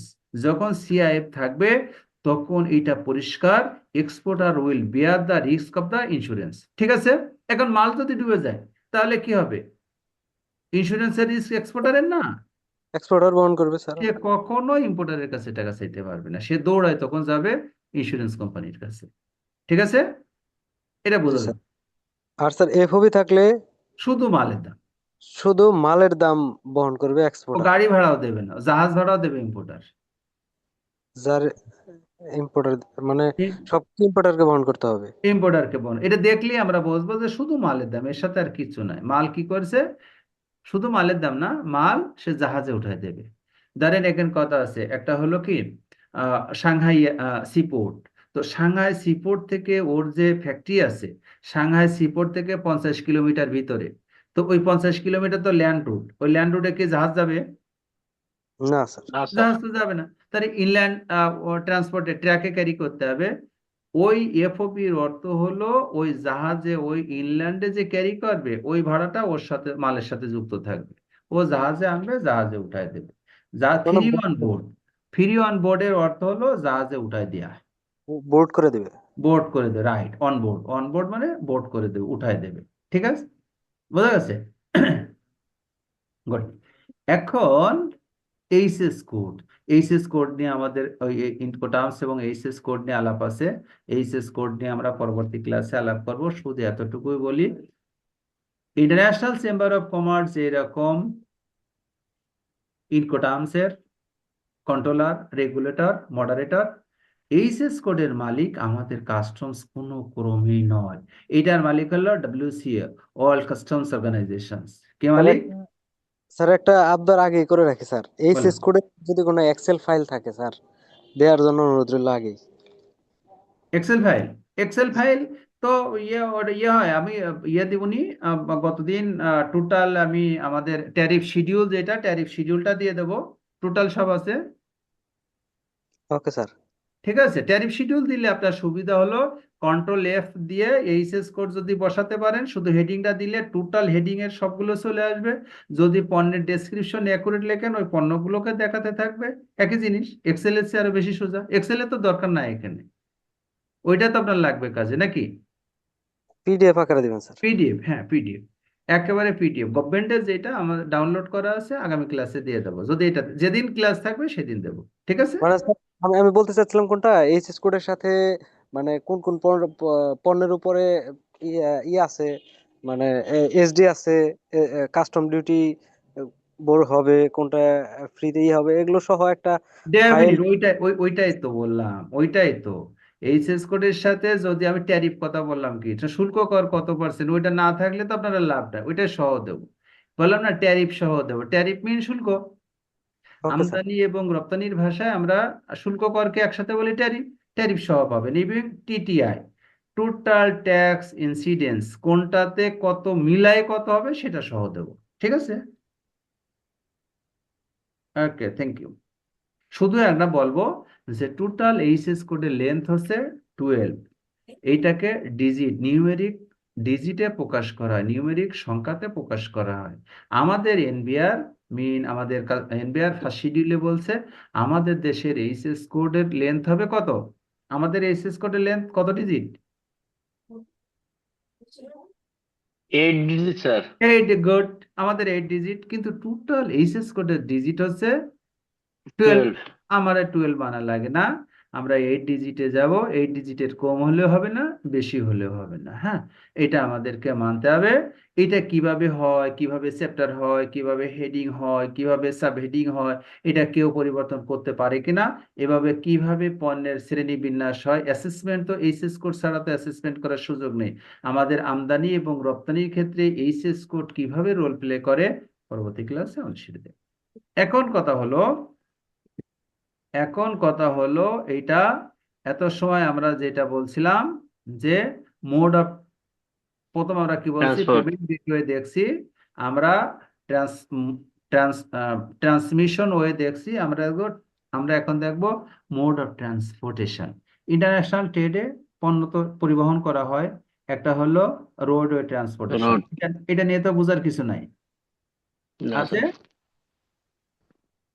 Roadway transportation মিন কি? এটা নিয়ে কারো কোনো কোশ্চেন আছে? স্থলপথে। স্থলপথ, আপনি বেনাপোল থেকে, আপনার মহারাষ্ট্র থেকে বাংলাদেশে পেঁয়াজ আসবে, কিসে আসবে? জাহাজে আসবে নাকি বিমানে আসবে নাকি স্থলপথ ট্রাকে? বেনাপোল, হ্যাঁ। রোডওয়ে। এয়ারওয়ে ট্রান্সপোর্ট, আপনি আপনি ডায়মন্ড আনবেন বেলজিয়াম থেকে, আপনি কি শিপে দিয়ে ঝুঁকিতে যাবেন? জীবনেও যাবেন না, এয়ারে আসবে নাকি? আপনি পাকুড় থেকে পাথর ইমার্জেন্সি আনবেন, ইয়ারে আসে স্যার। হ্যাঁ হ্যাঁ বলেন। মানে স্যার ইমার্জেন্সি যেগুলো থাকে ওটা তো ইয়ারে আসে, হ্যাঁ দেখা যায় ওয়াটার ডেফিনিট, আসলে হয় আমার ক্ষেত্রে। আপনার একেবারে, আপনি একেবারে আপনি আপনার আজকে আপনার $10 লাখ শিপমেন্ট আছে, মাত্র 1000 হাতে কেজি সময় কম। রান্নার জন্য হচ্ছে না, আপনি তখন শিপের জন্য বসে থাকবেন না। আপনার ইভিন 1000 কেজি আপনার মেশিনের পার্টস নষ্ট হয়ে গেছে একটা, শিপে আনতে গেলে 2 মাস লাগবে। তো আপনি কি ফ্যাক্টরি বসায় রাখবেন 2 মাস? রাখবেন না, না স্যার, তখন এয়ারে তখন আনবেন। এয়ারে। এয়ার আনবেন। রেলওয়ে, আপনি পাকুড় থেকে আমাদের কি, আমাদের পাথর। পাথর আনবেন, সোনা মসজিদে আনবেন, আমাদের সোনা মসজিদে আসবে, তাই না? আমাদের এই ইয়ে কোনটা, আর একটা পোর্ট আছে না আমাদের, এই যে চুয়াডাঙ্গা, যেটা, এটার নাম কি? ও পাশে গোদাগাড়ি, আমাদের এই পাশে দর্শনা ডে নাকি স্যার? দর্শনা, রাইট, আপনি ঠিকই বলেছেন, দর্শনা। দর্শনা রেলে আসবে, তাই না? আমাদের বেনাপোল রেলে আসবে, আমাদের হিলি রেলে আসবে, আসে না? অনেকগুলো রেলওয়ে জি স্যার। পোর্ট আছে আমাদের। ওয়াটারওয়ে ট্রান্সপোর্টেশন, আমাদের চট্টগ্রাম সি পোর্ট, আমাদের পানগাঁও সি পোর্ট, আমাদের মোংলা সি পোর্ট, তাই না? জি স্যার। এটা আসবে। পাইপলাইন, এখন কথা হলো পাইপলাইনে হয় কিনা, ইন্টারন্যাশনাল ট্রেড করবেন আপনি পাইপলাইনে, সুযোগ আছে কিনা? এবার তো ঝামেলা হয়ে গেল, তাই না? আছে আছে স্যার, আছে। জি স্যার, সুযোগ আছে, কিন্তু এটা তো গ্যাস এক্সপোর্ট হ্যাঁ, ইম্পোর্ট করে যায়। রাশিয়ার গ্যাস, ইরানের তেল কিসে যায়? রাশিয়ার গ্যাস সব যায় না পাইপলাইনে, পাইপলাইনে যাবে। এটা সব পাইপলাইনে ইন্টারন্যাশনাল ট্রেড হয়। সবচেয়ে ঝুঁকির কথা যেটা হলো রোপওয়ে ট্রান্সপোর্টেশন, দড়ি দিয়ে। দড়ি দিয়ে কি ইন্টারন্যাশনাল ট্রেড হয়? রোপওয়ে, ইলেকট্রিসিটি পাওয়ার তো আসে স্যার। হ্যাঁ আসে। না, দড়ি দিয়ে তো আর ইলেকট্রিসিটি, রোপওয়ে বাংলায় করেছে আমাদের আমদানি নীতি আদেশে বলা আছে রজ্জু পথ। কি পথ? এটা ভালো ভাষা ব্যবহার করছে তো, রজ্জু, কিন্তু রোপের বাংলা কি? দড়ি তো। এখন দড়ি টানাটানি করে ইন্টারন্যাশনাল বিজনেস হয় কিনা, এত সময় বুঝলাম আপনাদের কোনো কোশ্চেন নাই, রোডে কোশ্চেন নাই, বিমানে কোশ্চেন নাই, রেলে কোশ্চেন নাই, জাহাজে কোশ্চেন নাই, পাইপলাইনে কোশ্চেন পাইলাম না, এখন দড়িতে কোশ্চেন আছে নাকি? জি এটা স্যার। হয় কি? এখন হবে তো অবশ্যই, না হলে কি এই আইনে লেখে? আমরা বললাম তো আমাদের আমদানি নীতি আদেশে কি লেখা আছে? রজ্জুপথ। কি লেখা আছে? চিন্তা করেন তো এটা হইতে পারে কিনা। কোনটা স্যার? এই যে রজ্জুপথ, দড়িপথ, এই যে যেটা লিখলাম রোপওয়ে ট্রান্সপোর্টেশন। স্যার রোপওয়ে তো স্যার বৈধর থেকে অবৈধই বেশি হয়। আর বৈধ আর অবৈধ নিয়ে তো প্রশ্ন করতে আসিনি, আপনি তো পুলিশ না, you are the student of the academy, আমরা শিখতে আসছি। এটা হবে কিনা তার মানে বোঝা গেল হবে, তাই তো? জি স্যার। হ্যাঁ, কোথায় হবে? উদাহরণ দিতে পারবেন? বর্ডারে হবে। সেটা তো হবে বর্ডারে, কিভাবে হবে? আপনার সেটা তো চুরি করে হবে, ওটা তো ওই যেটা বললো দড়িপথ, ওই কাঁটাতারের উপর দিয়ে লেখা আসে। আমাদের লিগালিটি থাকতে হবে, যেরকম আমাদের ছাতক সিমেন্ট মিল, আমাদের লাফার্জের সিমেন্ট মিল, এখানকার সিমেন্টের মেইন র মেটেরিয়াল যেটা আহ, উম, পাথর, বোল্ডার, হ্যাঁ, এ ইয়ে থেকে আসে। কোথা থেকে আসে? ইন্ডিয়াতে মেঘালয় থেকে আসে। মেঘালয় থেকে আসে 32 কিলোমিটার পর্যন্ত ওদের, আমাদের বাংলাদেশের বর্ডারে হলো আমাদের ছাতক সিমেন্ট মিল, আমাদের লাফার্জের সিমেন্ট মিল। এই পাথরটা আসে ইয়ে থেকে, মেঘালয় থেকে, ওই বেল্টের মাধ্যমে আসে। ওই বেল্টটাকে বলা হয়েছে রোপওয়ে ট্রান্সপোর্টেশন। হ্যাঁ, ওপাশে ওরা রোপ দড়িতে দিয়ে দেয়, ওইটা বেল্ট ইন্ডিয়াতে দেয়, বাংলাদেশে এসে পড়ে, মাঝখানে কোনো ট্রান্সপোর্ট ব্যবহার করা হয় না। ঠিক আছে? কোনো প্রশ্ন? কোনো প্রশ্ন আছে? সেটেলমেন্ট। ডকুমেন্টেশন নিয়ে আমরা আলাপ করছি, ডকুমেন্টেশন নিয়ে আমরা আরো আমাদের একটা সেটেলমেন্টের ক্ষেত্রে একটা ক্লাস আছে, আমরা সেটাতে আলাপ করব। আমাদের এইটাতে, এই যেদিন আমাদের ভ্যালুয়েশনের ক্লাস আছে, অ্যাসেসমেন্টের ক্লাস, সেদিন 3D ডিউটি এগুলো নিয়ে আলাপ করব, ল্যান্ডিং কস্ট নিয়ে সেদিন আলাপ হবে। আমরা এখন যেটা দেখব সেটা হলো এই যে বললাম মেকানিজম, সাইকেল, কিভাবে সাইকেল তৈরি হয়। আপনারা কি গ্রাফটা দেখতে পাচ্ছেন? জি স্যার। এটা দেখতে এটা পাচ্ছেন? গুড। এখন দেখেন letter of credit operations at a glance. বাম পাশে কি আছে? From extreme left upper portion কি আছে? এক্সপোর্টার, আমরা লিখছি বেনিফিশিয়ারি। ডান পাশে বলেন একজন, কি লেখা আছে? Importer apply. Importer, applicant. Applicant. যে ইম্পোর্টার সে অ্যাপ্লিক্যান্ট, নিচে নিচে বাম এক্সপোর্টার্স ব্যাংক। কার ব্যাংক? দেখতে পাই না স্যার। দেখা যায় না? Exporters bank. নিচেরটুকু দেখা যাচ্ছে না, নিচের ইস্যুইং লাইনটা। ব্যাংক। তাহলে একটু উপরে দিই, এইবার দেখা যায়? হ্যাঁ এখন এখন ঠিক, হ্যাঁ এখন ঠিক আছে স্যার। হ্যাঁ, ইস্যুইং ব্যাংক। হ্যাঁ, ডান পাশে, বাম পাশে exporter bank. Exporters bank, exporter bank advising mean bank. Advising bank. এটা নিয়ে তো কোশ্চেন নেই, সব বোঝা গেছে না? স্যার ওকে, আমরা এটা ব্যবহার করছি 1 নম্বরে, sale purchase contract, proforma invoice, indent. ঠিক আছে না? এটা কে তৈরি করে? সেল পারচেজ কন্ট্রাক্ট অথবা প্রোফার্মা ইনভয়েস অথবা ইন্ডিয়ান কার কার মাধ্যমে হয়? দুই দুই Product, পক্ষের মাধ্যমে স্যার। এই যে অ্যারো দিয়ে দেখাচ্ছি, এক্সপোর্টার করে ইম্পোর্টার করে, দুইজনে এটা তৈরি করলো, ঠিক না? জি স্যার। করার পরে সই স্বাক্ষর হবে, হওয়ার পরে এই কাগজ ইম্পোর্টার নিয়ে চলে আসবে। ইম্পোর্টার কি ড্রয়ারে রাখবে না অন্য কোনো কাজ আছে? ব্যাংকে তার নিয়ে তো দেবে অনেক ব্যাংক। কাজ। এই যে দুইয়ে লিখছি, পড়েন কি আছে? সেটাকে দেবে হচ্ছে application for opening and LC. Opening LC করার জন্য আমরা ইম্পোর্টারের ব্যাংকে চলে আসবে, ঠিক আছে? স্যার, এরপরে দেখেন 3 নম্বরে কি আছে পরে, এই যে আরো 3 নম্বরে কি আছে?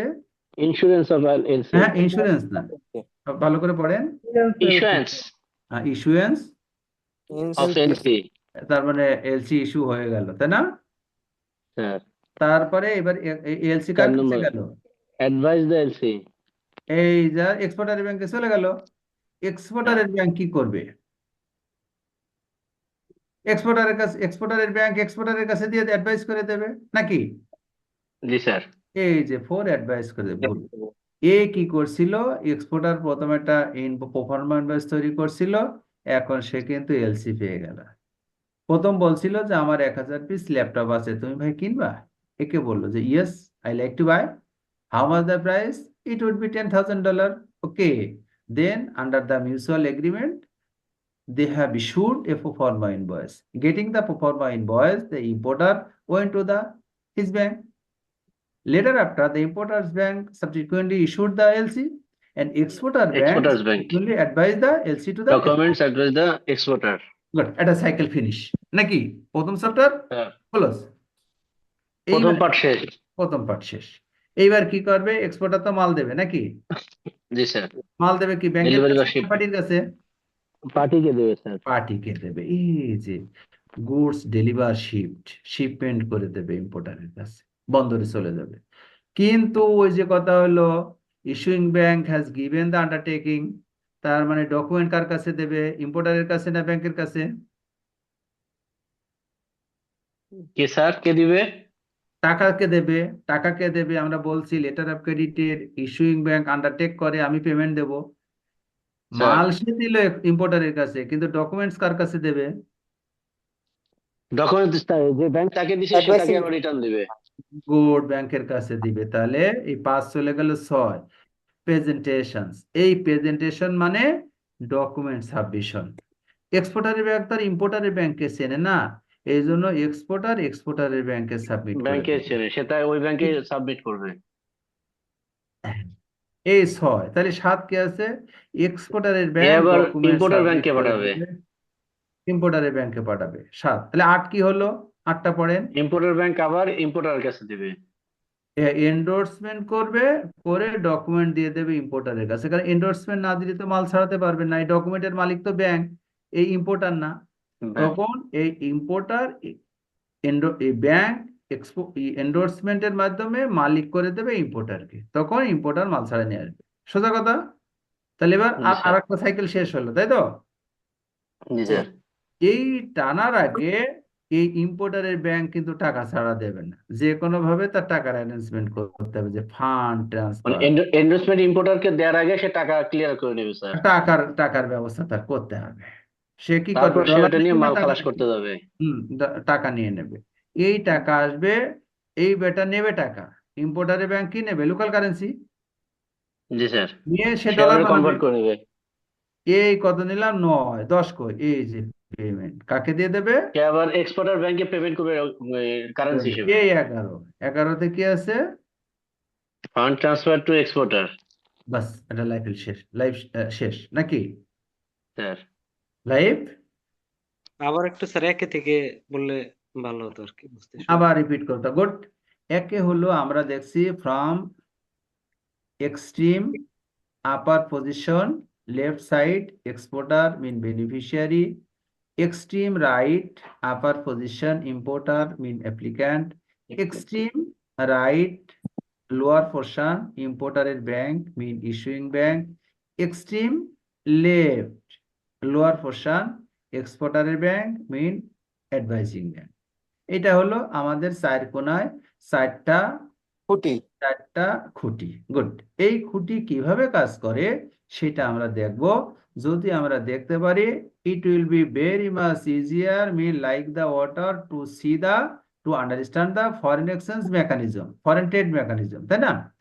ফরেন ট্রেড কিভাবে কাজ করে যদি এটা বুঝি, পানির মতো সোজা হবে। 1 নম্বর হলো, ইম্পোর্টার এবং এক্সপোর্টার দুইজনে একটা প্রোফার্মা ইনভয়েস তৈরি করবে। এইটাই যে sale purchase contract, proforma invoice, indent. এটা করা হয়ে গেল। করা হওয়ার পরে এইটা এক্সপোর্টার আর ইম্পোর্টার মিলে তৈরি করবে, তারপরে ইম্পোর্টার নিয়ে আসবে। ইম্পোর্টার এটা নিয়ে এই দুয়ে ইম্পোর্টারের ব্যাংকে যাবে, যে বলবে ভাই আমি 1000 পিস ল্যাপটপ আনতে চাই, আমার একটা এলসি করে দাও।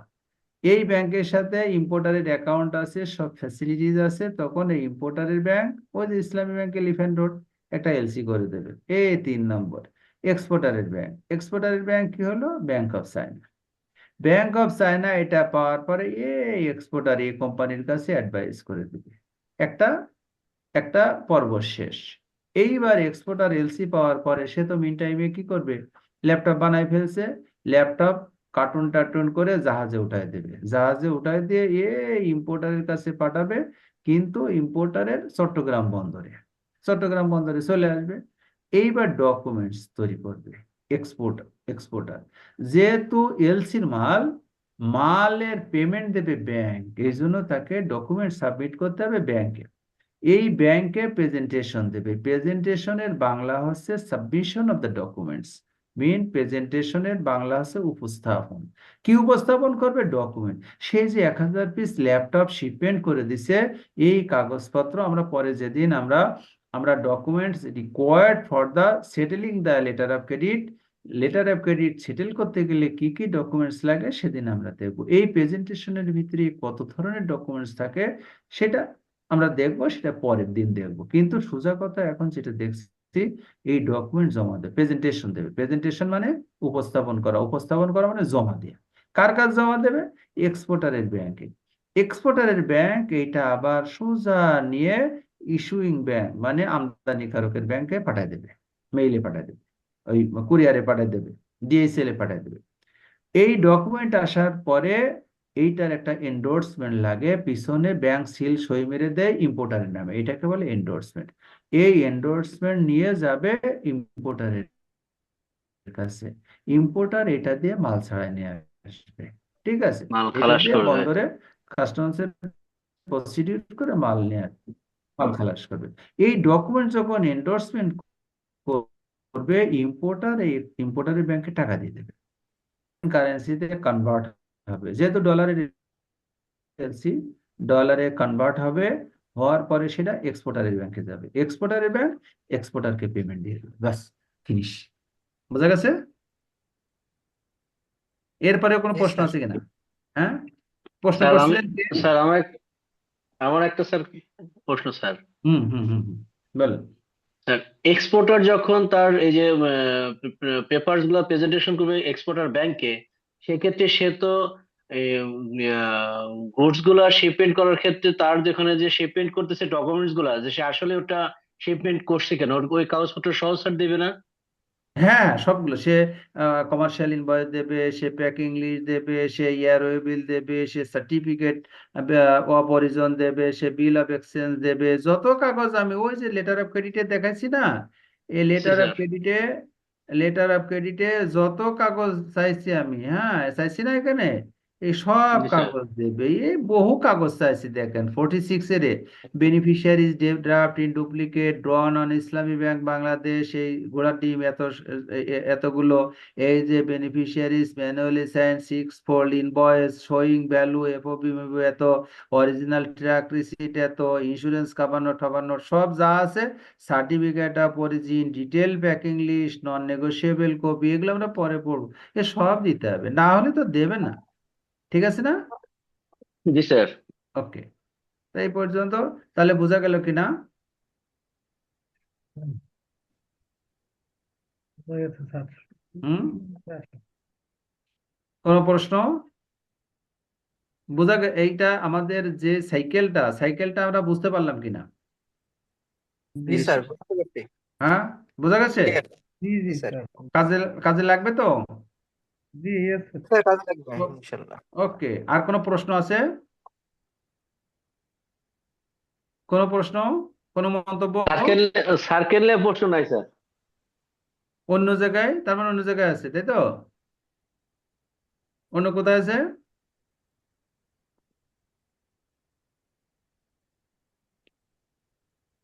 অন্য কোথাও আছে? যদি না থাকে তাহলে আজকে আমরা এটা শেষ করি নাকি? তাহলে আমাদের আজকে এই পর্যন্ত, এখানে শেষ। সবাই ভালো থাকবেন। আল্লাহ হাফিজ। আসসালামু আলাইকুম স্যার। নমস্কার। আসসালামু আলাইকুম। জি, আসসালামু আলাইকুম। আসসালাম। ওয়ালাইকুম আসসালাম।